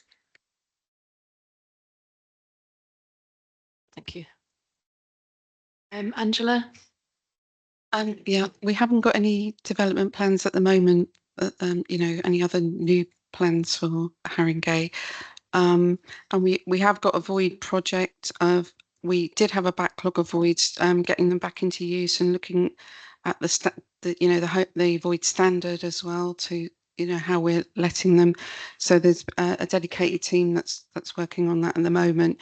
And one of the views they're also looking at is our head of lettings and allocations was looking at a whole 100% nominations to not even just on the first let. So they're doing a bit of a review, and they will be in contact with Haringey to chat more detail of that as well. But most of it is about increasing our standard on the void. In terms of new homes, we plan to build 20 over the next 5 years, sort of appropriate to our scale. So we've got that in our business plan, and we're looking at our existing assets primarily to see what we can do more of in buildings that we have and spaces that can be sort of reimagined. And actually linked to that, we've got some long-term voids that have been a problem for many years on Councillor Bevan's ward, and we've got a building there that we managed to get funding to remodel the building and deal with the long-term voids, as well as kind of improve the building. And just in general terms, we're reviewing our voids policy because turnaround times have been too long for us, really, and we're looking at the whole process kind of end to end to see how we can improve it. Thank you. So I'm going to now just focus in on each housing association one by one. So if anybody's got specific questions relating to the data that they've provided or anything else to do with that housing association in particular, not casework, please, then now is the time to ask, and I'm looking for quick questions and brief as possible answers, please. So we will start with Hornsey Housing Trust, if possible. I had an initial question, which was that you seem to have an east-west divide in your resident satisfaction. And I think it's useful to have the data in that form because obviously there always tends to be an east-west divide in Haringey, unfortunately. But I just wondered if you're aware of what the drivers of that are and what your plans are to tackle that. Yes, I mean, that has been something that me and the board have been very aware of. And actually, we're putting quite a lot of investment in the fabric of the buildings to improve, because that's part of the issue. One building in particular in sort of Bruce Grove had commercial space in the ground floor, flats above, and we felt there wasn't enough sort of supervision, some natural surveillance. So we've managed to provide some new homes on the ground floor, invest in the building, improve the community hub there and make the environment better. So some of the issues have been around antisocial behaviour as well and security. We've been improving our CCTV at that building, and also up at Northumberland Park. We were also, as I mentioned a short minute ago, that we're doing some investment in the existing buildings there. We're also looking at the external areas just to see what we can do, because that's also been a comment. And the final point to make, we've just formed a new committee, a tenant quality assurance committee, TQA, which is part of the formal governance and involves tenant members and board members. And as part of that, we wanted to make it fully representative. So we're actually, because getting representatives from Tottenham has been difficult in the past. So we've now got that, and they're involved in the sort of governance of the organisation, which is good as well.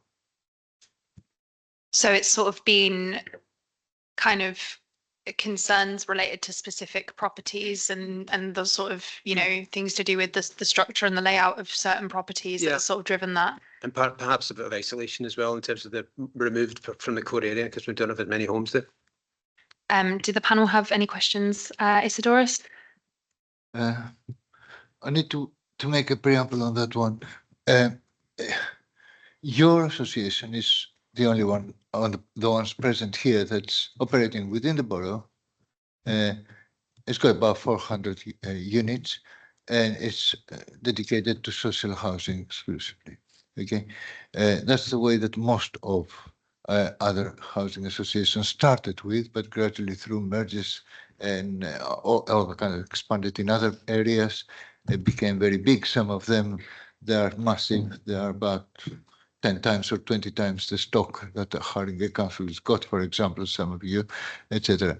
One of the problems with that one, and John touched on it earlier on in one of his earlier questions about the small one, is the lack of local office, local presence, that kind of link with the local community, and also the relationships with the authorities like the local police or the local council, etc. That it is much more crucial. Now, you've been through that. I'm aware that in the past your board has split actually in the middle about merging or not merging with bigger associations and so on, etc. You kept on that one. I was wondering whether, I mean, for most of the residents, that they are actually criticizing most of the other big authorities, that the office is not here, the local people, you know, the local officer just changes. Sometimes you got a good one when that move's gone, you know, there's no other kind of thing, etc. From your perspective, Ewan, I think what are why you stuck with it, first of all, with that model, although a lot of those things are before your time, but, you know, nevertheless.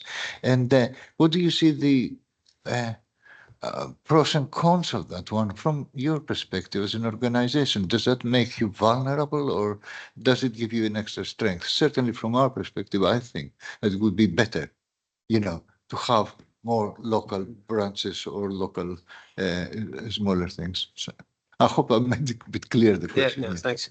Well, I think we've stayed the same size for many years. We have a 90-year history, so you know we've grown, you know, modestly over the years, and we are a specialist provider. So I think maybe responding to needs of older people in the community in that sort of specialist way, we've felt as an organisation. I can't speak for my predecessors, but we've felt as an organisation that it's a good response to you know genuinely affordable homes for older people in a sort of community focused way. And so the opportunities I think around it for us should be in knowing our tenants, knowing our homes. I mean, I actually think we still have work to do in terms of the you know the regularity of contact we have with tenants, but that should be a good opportunity for us. And you know the proximity that we have to our tenants and maybe the sort of agility that we might have as well. But the challenges, I mentioned the financial ones, that is a difficult one. So we do have vulnerability in terms of our scale around the financial constraints and also around resources. And, you know, if we're responding to regulation, it's a bit more difficult because there's only 17 of us. So, you know, if we don't have as many staff. So I talked about partnership earlier, and I think for small organisations that working closely together is quite important. And we've got a neighbour in Highgate, Hill Homes, who are a bit smaller than us, but do a similar thing to us. They support older residents as well. So it's often about working together, and we're sort of forming a sort of strategic partnership with them to try and strengthen us independently, but working together. So I think it's often about that as a small. Councillor Golly Harrison. Thanks, Chair. It's to Angela, L&Q, and well, it's two questions. The first is related to your listed repairs performance and why it seems to be slightly lower than your London average in Haringey, whether there was particular geographical reasons for that, borough reasons or whatever that we could work on to improve and bring us above, hopefully above your average there. And then my second question is more general, but I'm picking on you because I'm already asking you a question, but if others want to answer as well. It is related to the interaction with the council on lettings themselves and things like new builds or home swap and that period of administration, getting you know the paperwork sorted and all that sort of thing. How smooth do you think that process is? Because I've experienced problems where it's been an L&Q council thing and L&Q have been effectively saying we're waiting for the council. And so if there is an element there that, you know, from your sides, that the council can do better to help people move into homes quicker or downsize quicker or whatever, those recommendations would be really welcome. Unfortunately, my colleague who knows the real ins and outs of the repairs and maintenance isn't here, so I could come back with information about why there is a difference with Haringey in general. I can find that out because I was confident that they were going to be here tonight, so sorry about that. On the second point, I think over the years it is sort of managing that process and learning from residents on how they feel, how smoothly that whole process is. We've done some work around the handover process, but also I think it's sort of managing new residents' expectations and sort of preparing them to move, and sometimes where there's delays, how we're communicating that.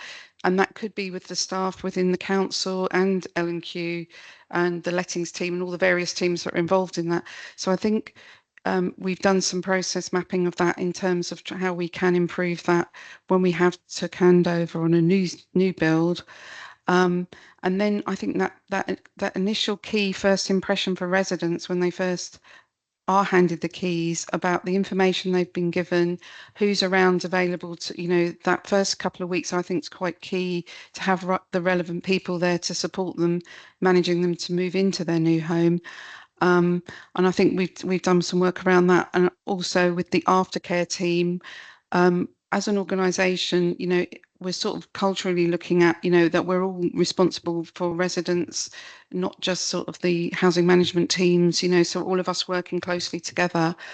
So I think, there's always room for improving. I think it's really key with all the local authorities, particularly Haringey. I think we have got a positive relationship with Haringey, and the staff here are really supportive and really responsive when we do try to work together. But across the board, it's really us sort of managing, together to make sure that we're all clear on our roles and tasks, and that we don't let anything slip, because the residents at the end of that journey. And I think there's always room for improvement, and there's things when we ask residents for feedback when they've moved in, that is sometimes what it is, the delays, and it's like they're excited and they're waiting, but we haven't kept them informed about why there are delays, and there sometimes are. So it's just being better at that and being more honest and transparent, I think. Councillor Hymas, do you have a question?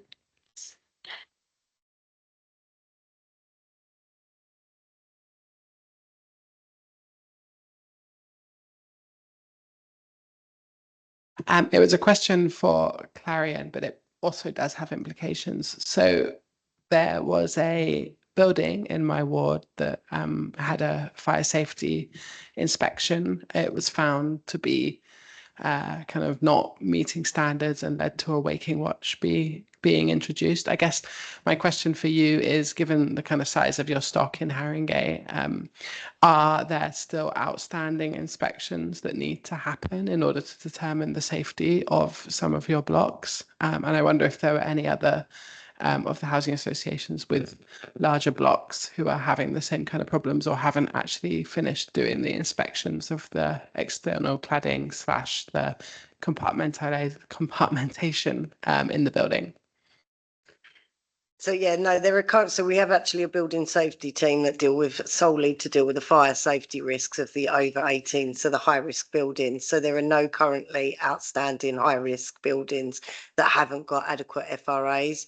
We also have our neighbourhoods team who carry out FRAs monthly inspections in terms of the internal sides of the buildings as well, around talk notices and issues around that to ensure. We have actually got the team now looking at, in terms of retroactive building safety, in terms of fire safety, in terms of the sprinklers, fire alarms. But in terms of where we are, Clarion is essentially leading the way in terms of the building safety retrofits. So the vast majority of ours have now been dealt with within Haringey and across Clarion stock. So it is one of the major priorities for us as an organisation, is to ensure that our buildings are safe and compliant.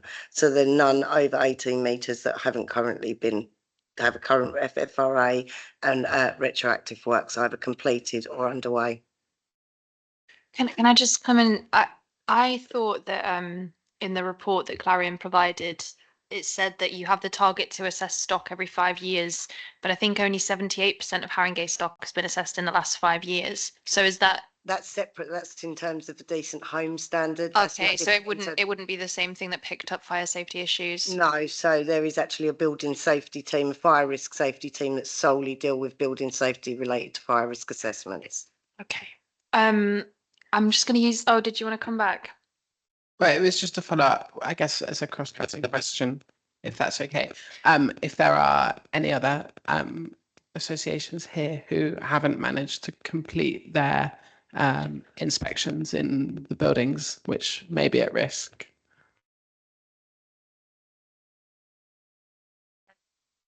So all of our tall buildings are complete. So the approach that we took, which was probably similar to everyone, was we ordered our buildings by the highest risk, which generally is the tallest buildings, down to the lower risk ones. We did desktop reviews of all of the buildings, and then we prioritised working on the physical inspections for the taller ones. So all of those high risk ones are done. Some of the physical inspections for what we would say is a low risk building, so a low building or a type of material that would be low risk, have had a desktop review but not a physical review. I just want to use my discretion to bring in Councillor Ali, who's taken the time to attend some of our meetings. So if you just want to quickly ask a question, then I'll come back to the panel. Thank you, Chair. I'll be very brief. I just wanted to ask a question. Well, this is for everyone really, but specifically L&Q and Clarion. What steps do you have at the moment to practically engage residents in terms of annual or quarterly walkabouts, state inspections, estate visits? Because I feel, to point to one housing association as a good example from Peabody that I've seen, where there's a lot of proactive engagement with ward councillors and resident associations, but I think the others that may or may not be the case. Might be a cultural issue. I'm not sure. Might not be a site by site issue. And then linked to that, what relationships are you developing or building in terms of establishing or engaging existing resident networks, resident associations on schemes where there's a large concentration of properties?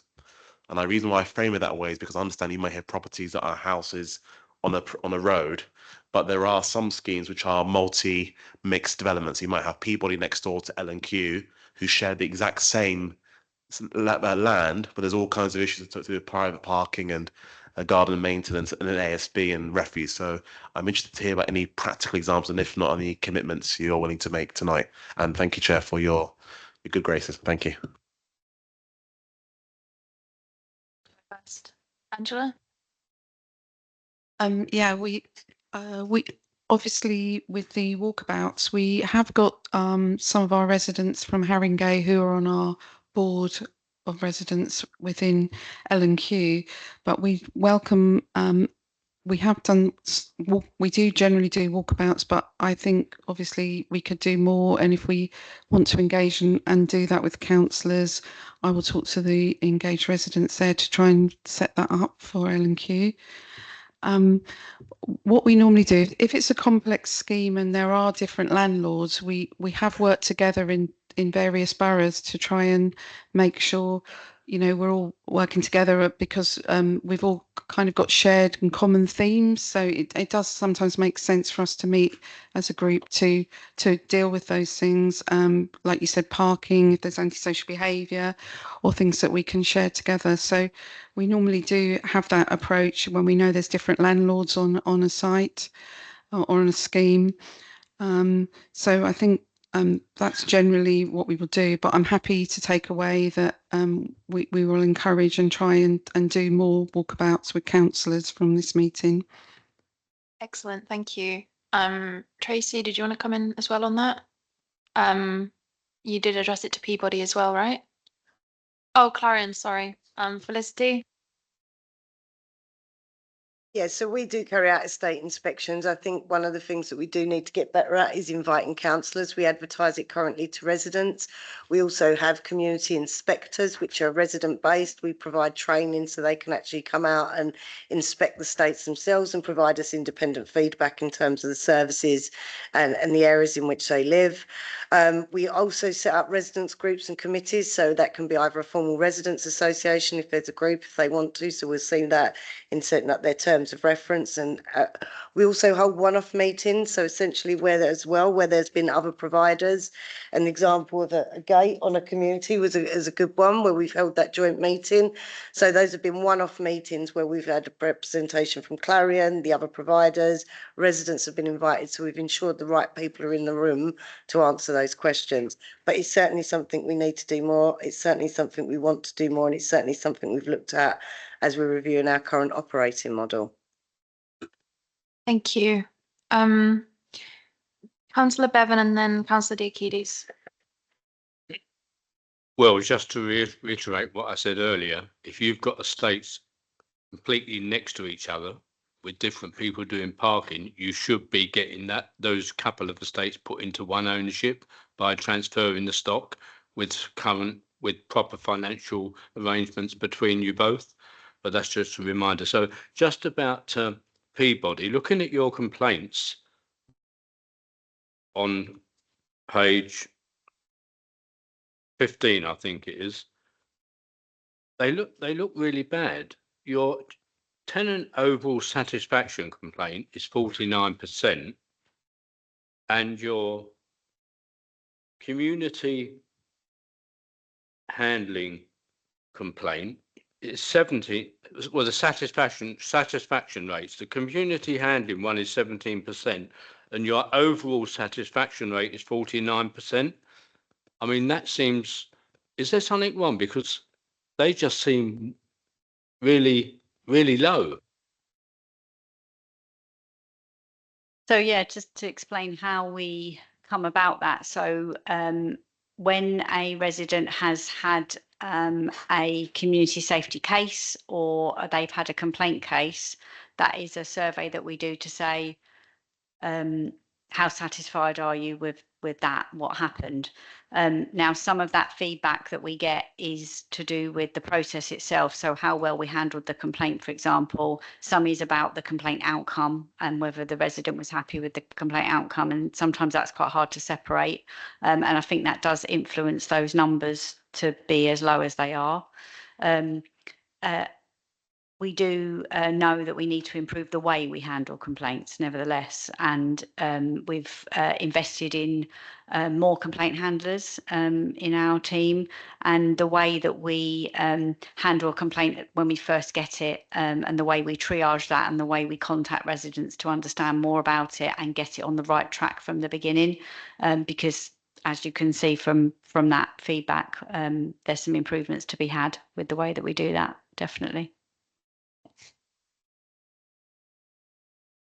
Councillor Diakides. Just a quick one. It sounds like my personal interest, but Metropolitan Housing Trust was originally set up as a housing organization for Black people, particularly Caribbeans. And since then, obviously, all kinds of mergers, etc., have happened. Is there today, to your opinion, still some feeling within that organization that it has a particular remit, or is that gone completely? Just my own personal interest. But I think we're here to house whoever's in housing need. We do, however, still have links to our how we were founded. We've recently set up a Molly Huggins Foundation, and so we do hold dear our roots, but we do recognise that we've moved away from solely serving the needs of just people of Black or minority ethnic. Is there anything still in the constitution of the organization, anything in the policies that refers to it, that has something special or no? It's just a reference. No, not anymore, but we make sure that any in our induction and so forth, our colleagues are always made aware of our beginnings. Could I just go back to you, Ewan? I think you didn't provide us with any fire risk assessment or fire safety compliance data, so I just wondered if you could say where you're up to with that. Yes, we process for fire risk assessments. We carry them out annually on our shelter developments and every 2 years on our street properties. So we're fully up to date in terms of the fire risk assessment process and what we've got carried out. And one of the things we do via our monthly health and safety meetings, which are staff sort of corporate health and safety meetings, is keep a tracker on our fire risk actions, because it's all very well doing the fire risk assessments, but what's more important is that you follow up on the actions that are coming out of that. So just maintaining a real focus on the sort of high risk actions, but having a sort of programme for carrying them all out, because sometimes they're about fire alarms, sometimes they're about maintenance issues, but sometimes they're kind of housing management sort of things. So we've got to manage that across our sort of small team, that all of these things are getting attended to. Thank you. I have a question for L&Q. You, in the report you provided, referenced your placemaking work in Haringey. Could you tell us a bit more about what you're doing?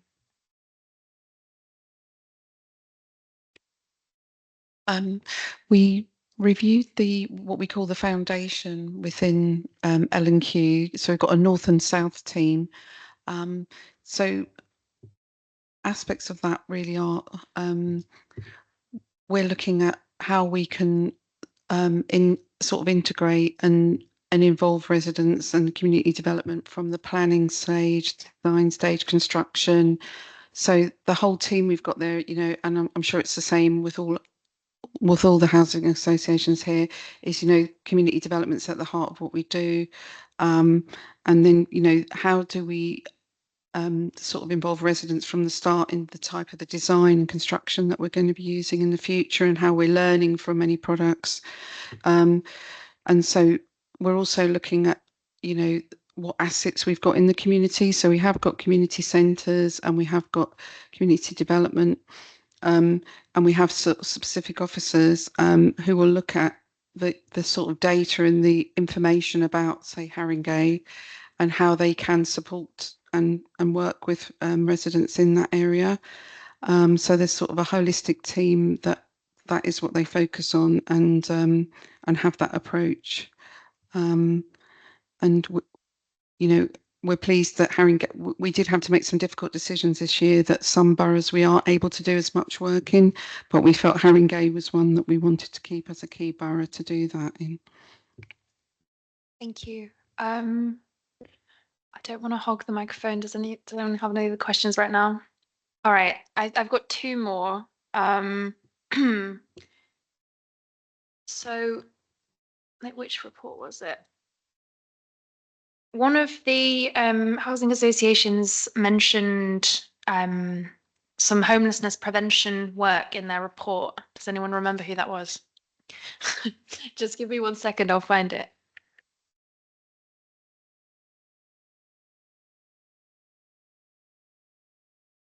Larian, you've been expanding on your outreach with rough sleepers.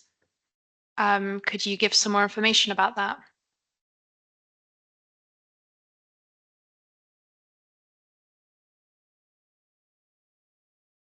We have been working with local authorities in terms of looking at their rough sleepers strategy across Haringey and across several other boroughs.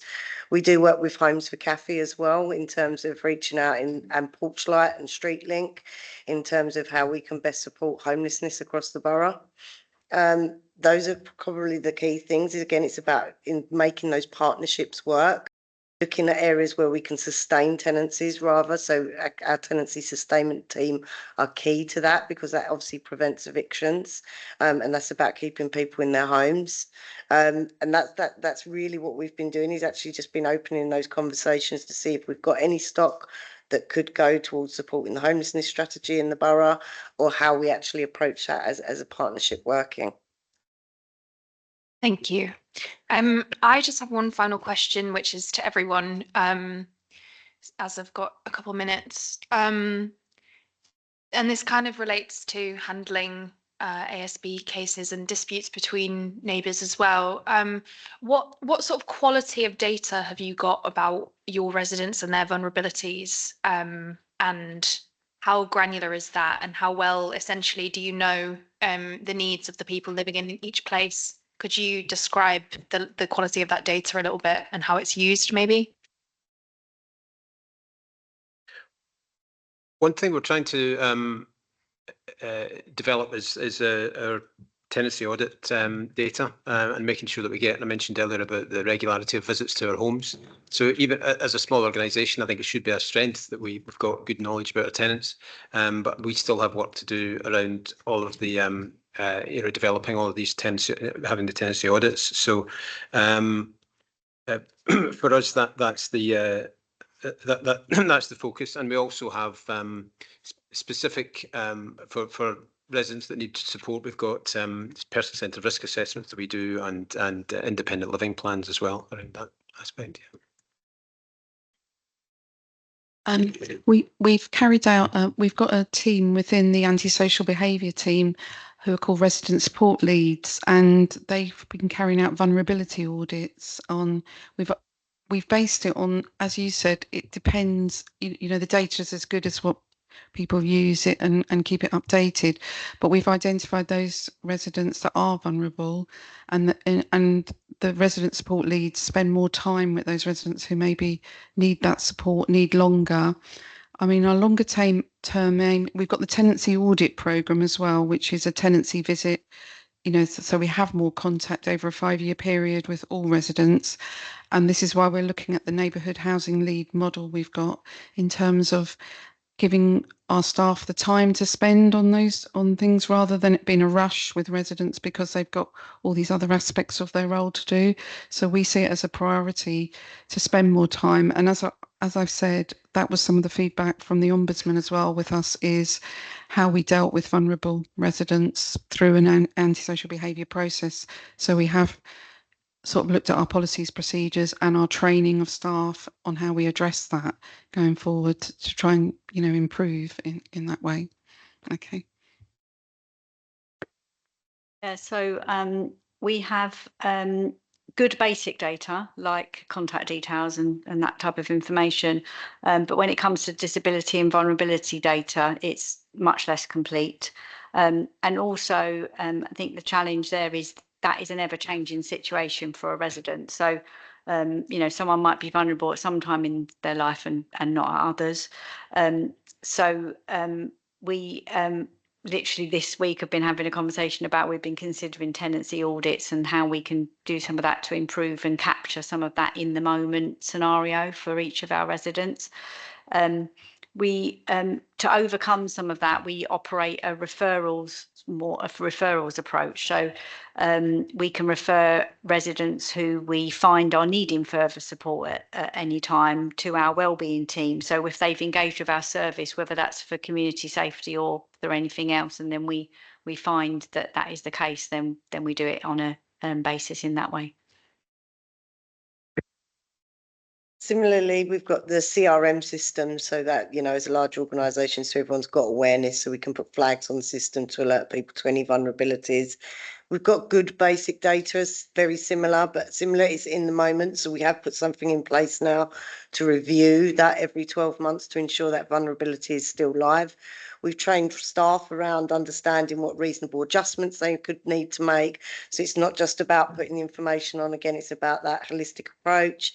Where we do recognise there's vulnerabilities, we have our tenancy sustainment team. If it's multifaceted, their complaint, we have our resident liaison officers who will, again, become that main point of contact and deal with that resident. So if they've got multiple issues, rent arrears, you know, wellbeing issues, tenancy issues, then they will act as that single point of contact to support the resident. So we do have single point of contacts where we recognise there's vulnerability.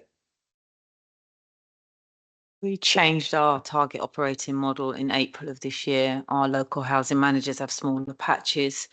We carried out a home visit pilot, not in Haringey, but generally across our stock, and found that there were people that had vulnerabilities that we were unaware of.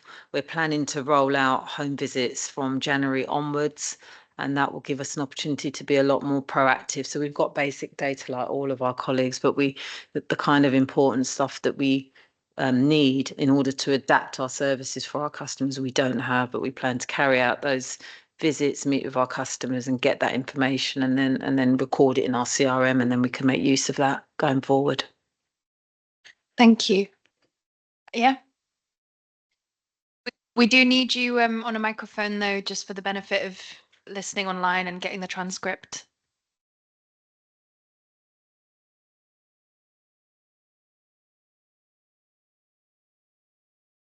Right.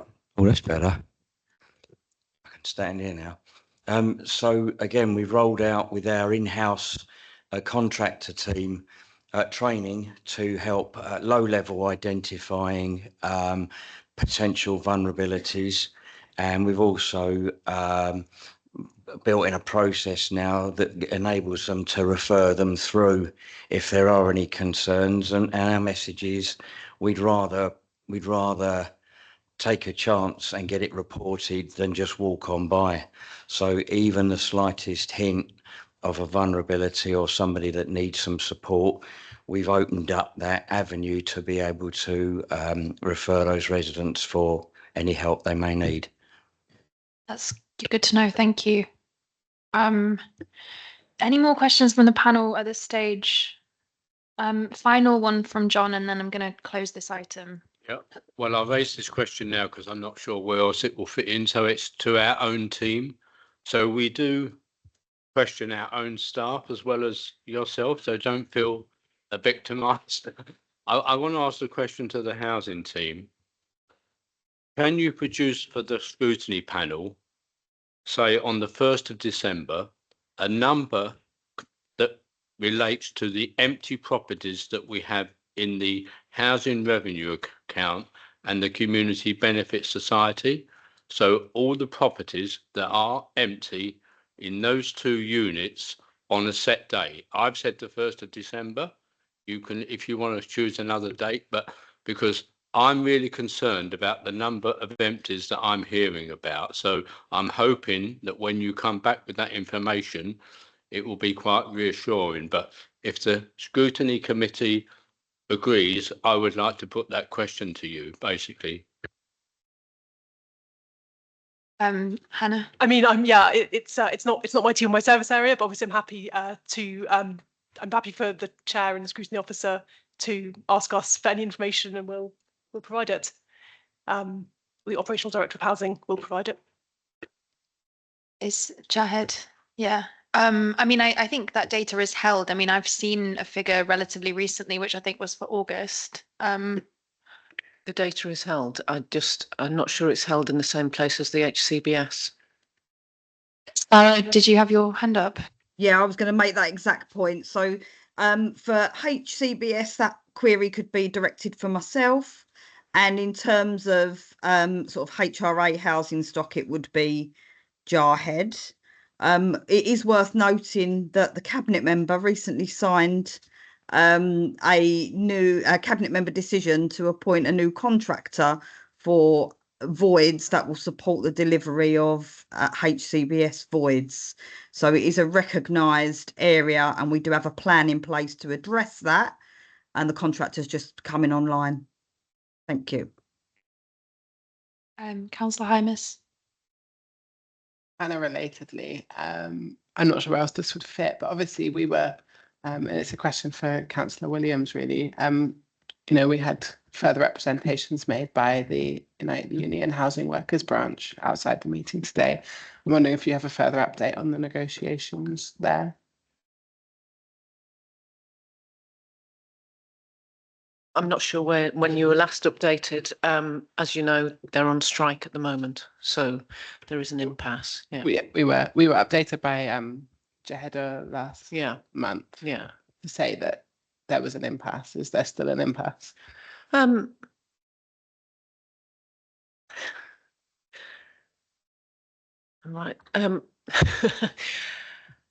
I think there is. I'm feeling more optimistic than I have been feeling. I shall put it like that. Yeah. Okay.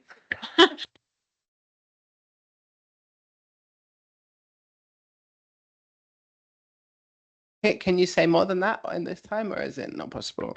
Obviously, as a politician, I'm not the person that the dispute is formally with, and I'm not head of people. That's the chief executive.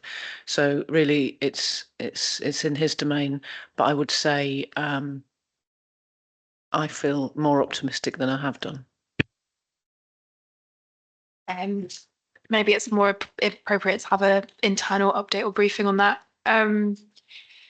Just want to wrap up this item so that we can let our friends be released from this meeting. I think there were a few actions, and it's been really positive to hear your openness to engage more with councillors. So I think one thing that we would like to request, that I think we'd like to put forward as a formal recommendation, is that walkabouts happen regularly and that ward councillors are invited to those. I think we'd all agree with that. There was also a useful point made about councillors being made aware of the sort of support services that are available through the housing association so that we can potentially signpost to those. So if you'd be happy to kind of do a bit of a comms drive on that for councillors, that'd be great. I think we're happy with that as a recommendation too. Did you have something else, Luke? Yeah, it's just I know that most of you have this now, but if you in the circulation of main contacts and the updated list, if you have dedicated member inquiry, councillor inquiry, MP inquiry, whatever you want to call it, whether that's for your whole organisation or specific regions, to include those and make sure that we're being directed to the right people rather than going to individuals that could leave but that were assigned to estates. So is that an action for kind of both us and our officers? Yeah, so we share, I think, with councillors on a fairly regular basis, a list of contacts, including kind of customer service channels. But what we'll do is we'll sense check that with our RP partners and make sure that we haven't missed anything. Tammy? Yeah, I think the last time I was shared a list of contacts that was up to date was actually from Councillor Bevan. I believe so. It might be good to have a yearly regular update that comes from an assigned person, whether it's the partnerships officer or someone else. So we'll share an up-to-date version in the next, let's say, 3 or 4 weeks to make sure we've sense checked that with the right people. Great. Yep. Thanks. I also wanted to maybe request, I think quite a lot of the things that we've heard about today are works in progress, and it might be really good to get some sort of new data similar to what we've received today in, I don't know what an appropriate time frame would be, maybe a year's time. So it may be challenging to get another meeting with exactly the same people in the room in, but if we could sort of have a commitment that we will receive an update on some of these metrics in some form in like maybe a year, that'd be good. Anything else on recommendations? No. All right. I'm going to close this item then. Thank you so much for coming. You're all free to go. By that, I mean the register providers. Our officers and cabinet member can go as well. We're just going to have a brief brief discussion about the work plan. So Philip, would you like to introduce that? Thank you. We're going to have a brief adjournment.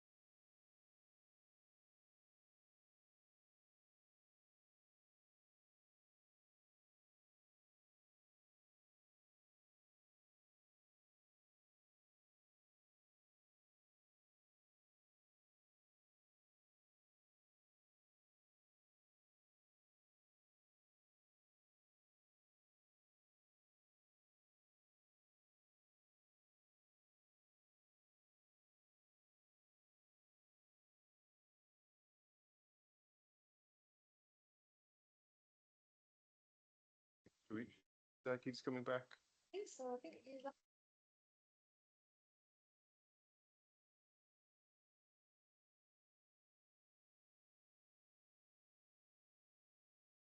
Yeah, please go and retrieve him, John.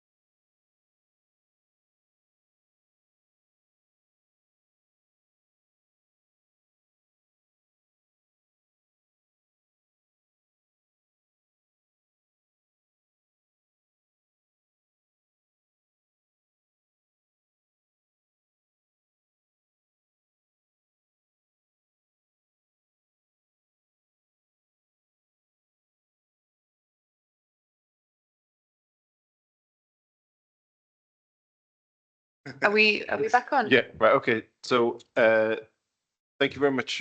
So very briefly, in the third published set of papers, which is the thinnest one, what you have in front of you is a work program development report. And in essence, this just sets out the fact that Overview and Scrutiny more generally has gone through a process of developing its work program through having a scrutiny survey online, and there was then a public engagement event called the Scrutiny Cafe, and the feedback from those two events has been is attached to this report, and it sets out what some of the most common responses were, and I have attempted to, in discussion with members outside of the meeting, to stratify that in terms of priority and how we will take that forward.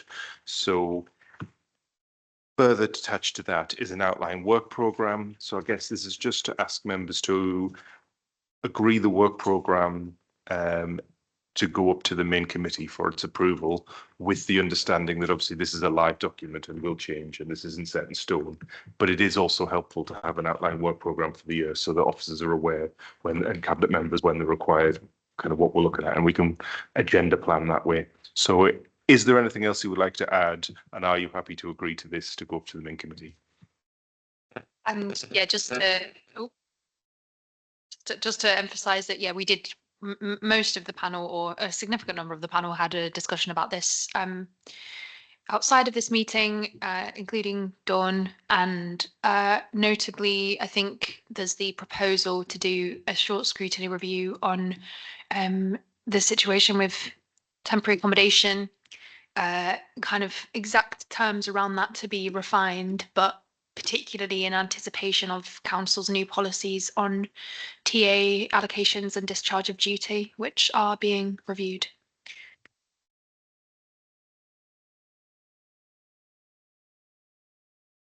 In the meeting, I was abroad and I tried to connect, and I had some difficulty. I couldn't connect from Greece, but so pity. But my main concern, I put it very simple, link to that is we end up now that we only have about 200 or 300 units available every year for 200 or 300 units a year for allocating either to overcrowding or people, in the housing list.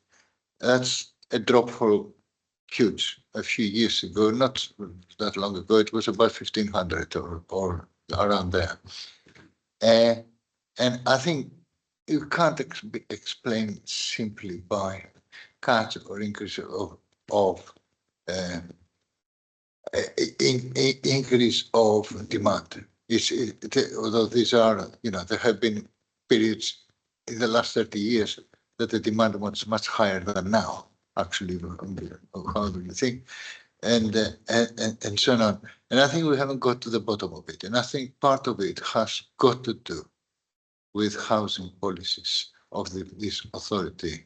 And I would like to see whether, when we're talking about TA placements and all that kind of thing, just can we try and get to it? The fact that, for example, we got hundreds of units that are frozen, either laying empty, waiting, or used as meanwhile uses of one kind or the other. When we're nearly really demolishing a lot of flats, and that kind of thing, on the basis that sometime in the future we'll build a lot more, and all that kind of thing. That's just one part of the whole sort of like thing. So I don't know how, but I just, in the terms of reference, when we get to looking at this particular subject, I'd like us to go a little bit deeper and just get to the real policy problems and the blockages that have happened. And the fact that we didn't make available practically almost £1 billion over the next few years for sorting out the housing problems. And we haven't been able to spend most of it until now. I'm going to be frank, actually, and delaying constantly and all that kind of thing is something that somehow we've got to find a way if we are to be effective as scrutiny. Otherwise, we're scratching, a bit, the surface of the problem, but not the essence of it. I don't know whether I'm explaining it properly, but I think there is something very, very, serious why we are in that situation now, and we don't have more properties to allocate. Because at the moment we reach the stage where we can't allocate anyone who comes to us for however serious their case is. We can't really help them anymore as councillors. There's nothing that's unheard of. It's unbelievable. In all my 30 years, I've never been in that kind of situation, as a councillor. And I don't think it is the same in other authorities.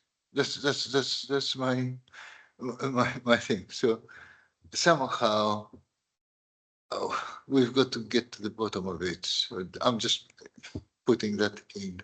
I agree that this is a priority, but I think if we just do some very superficial analysis, we're not going to get very far in actually touching the problem. Okay. I think we've got various things on the work plan that would allow us to look at this. So, for example, the new allocations policy coming forward. I think, you're talking about underlying policies that might be contributing to the issue. I think that would be pretty key to that. We've also obviously got the budget scrutiny session, which is an opportunity to really talk about anything, including the kind of different decisions that are made. Did you want to come in, Tammy?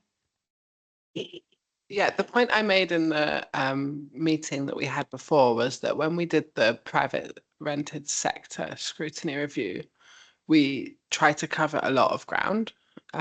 We looked at not just licensing, but we looked at environmental health, we looked at rent repayment orders, we looked at basically the whole suite of powers and regulatory kind of oversight that the council has of the private rental sector. And actually, in some ways, it meant the review was watered down. In some ways, it was harder for us to really make impactful recommendations. So I think the proposal had been.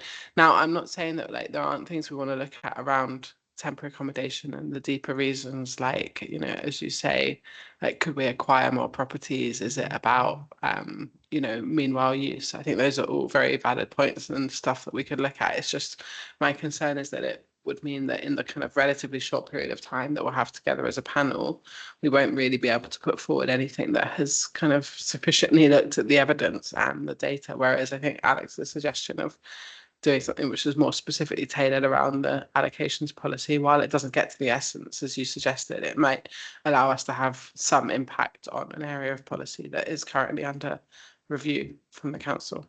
That's kind of my position. Just to be clear, Tammy, are you, so the TA allocations and discharge of duty policy is up for review. Yeah. Separately, the allocations policy overall is up for review. I'm talking about sorry, I meant, so I was talking specifically about temporary accommodation. I mean the allocations policy of the temporary accommodation. Yeah. Just making sure. Yeah, I mean, if there's any items that you want us to add to the programme, Isidoros, you're welcome to propose some. But I personally think that scrutiny of the new general allocations policy that the council's bringing in, which is going to be a huge thing containing some controversial trade-offs, I think, would be a good avenue to do that in. My apologies. Can you just remind me where we are with aid and adaptations? Because we still do have two separate teams doing the same job within the council. I think we did also schedule that in for an upcoming meeting as something that we need to focus on again.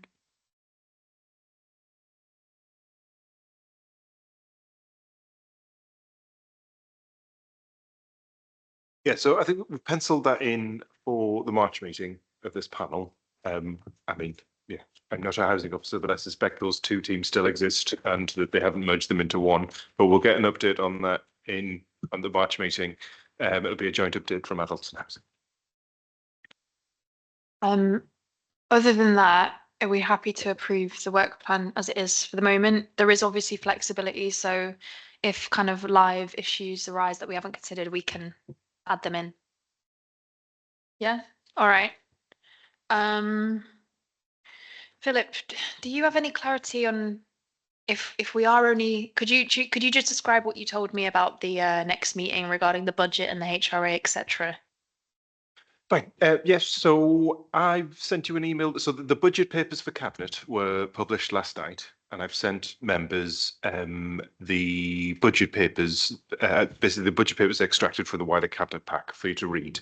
And so this is background reading ahead of the budget scrutiny process. So the housing panel meeting on the 21st of November to consider the draft budget as it was submitted to Cabinet. And prior to that, there is also a sort of informal chairs briefing that other members are invited to come along to, whereby in a non-public setting, the chair sits down with finance officers and they basically turn the page and go through the report and discuss, you know, what the figures are and what they mean, kind of thing. So the draft report that went to Cabinet last night, this is the savings proposals relevant to the revenue budget within housing. However, the HRA budget isn't included. The savings proposals around the HRA budget will go to Cabinet in December. So there will have to be a separate meeting in order for us to scrutinise that. So are we looking at probably having an additional meeting? Yes, I mean, I don't know is the right answer, but yes, the scrutiny process is still being worked out. But yes, I would imagine that there will be an additional housing panel meeting to look at those rather than trying to piggyback it on one of the existing meetings we have left.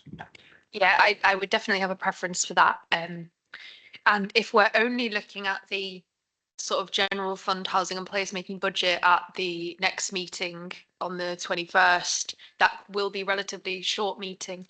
So just to give you some reassurance about that.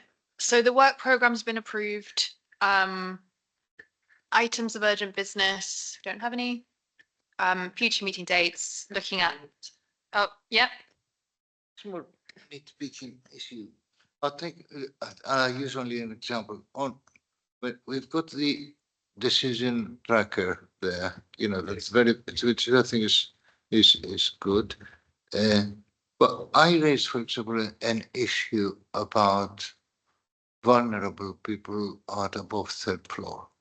Yeah, and it's referred to here that, you know, that allocation policy that at one time we had rules that we wouldn't put anybody, whether it is families with small children or whether it is people who have difficulties, etc.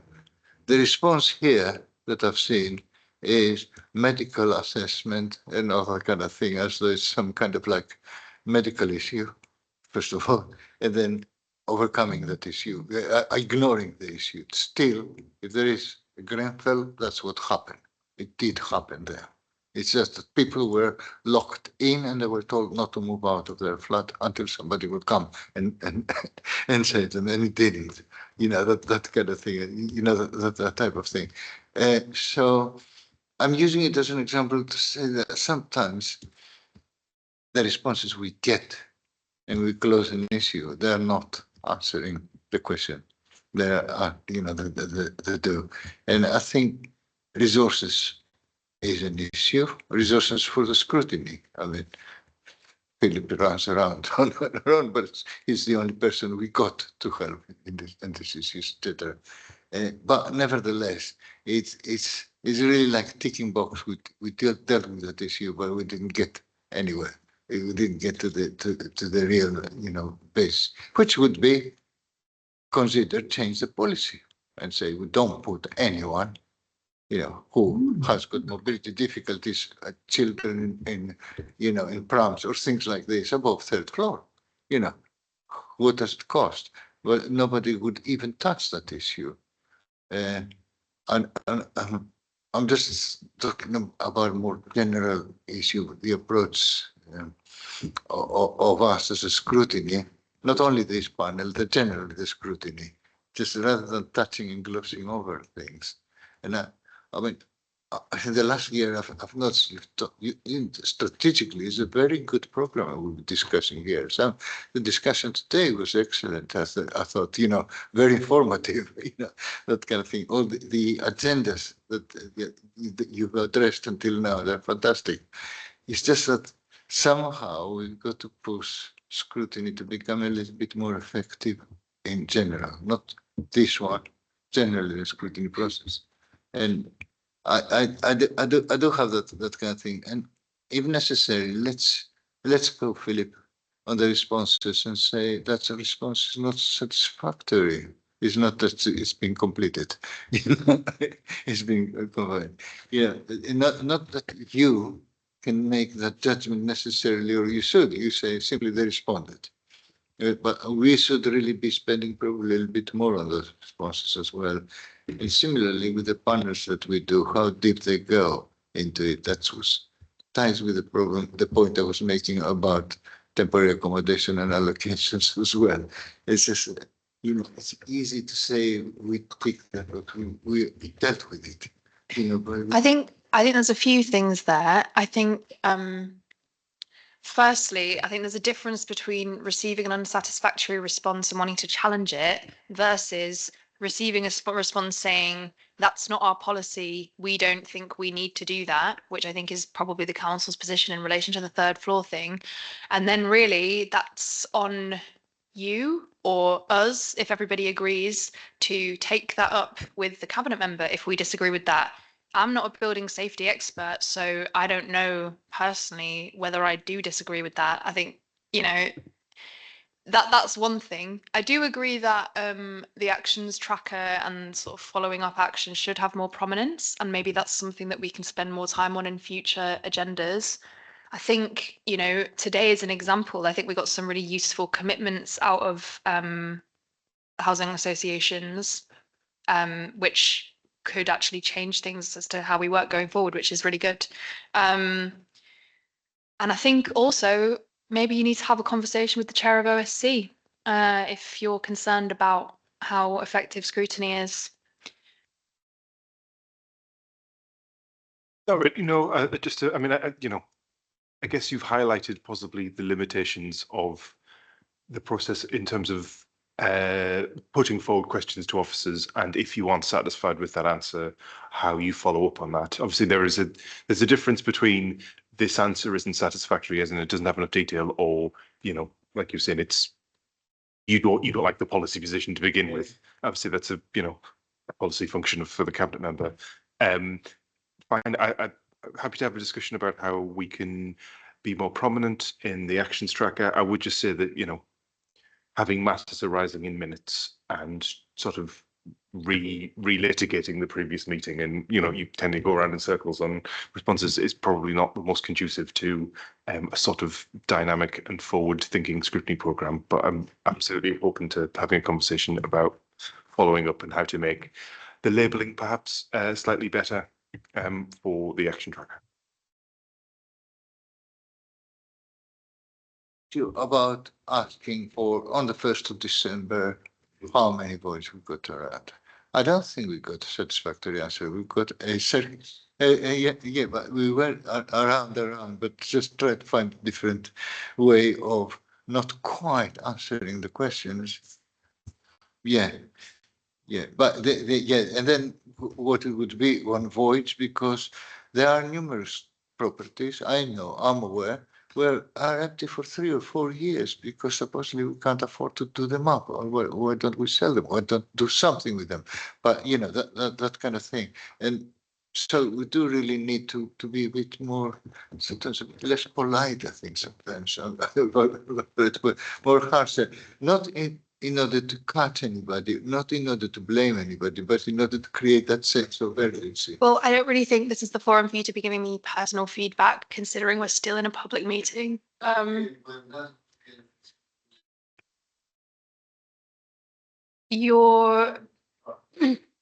Yeah, we're still in a public meeting, so I need to wrap this up. Does anyone want to add anything? No? John? Well, not to prolong the meeting, but I have raised in the past, when the minutes are done and it shows actions, when the next agenda comes out with those minutes, the answers to those actions should come out with the minutes 7 days before the meeting, so the answers are a public document that the public can see.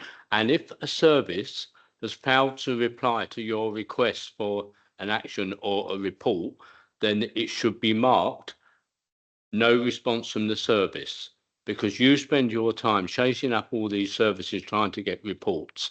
And I think the answers should be a public document. They should be in the public domain. They shouldn't be sent to us at the last minute or plonked on the table. That's the point that I've raised before. So clear what I'm. If I mean,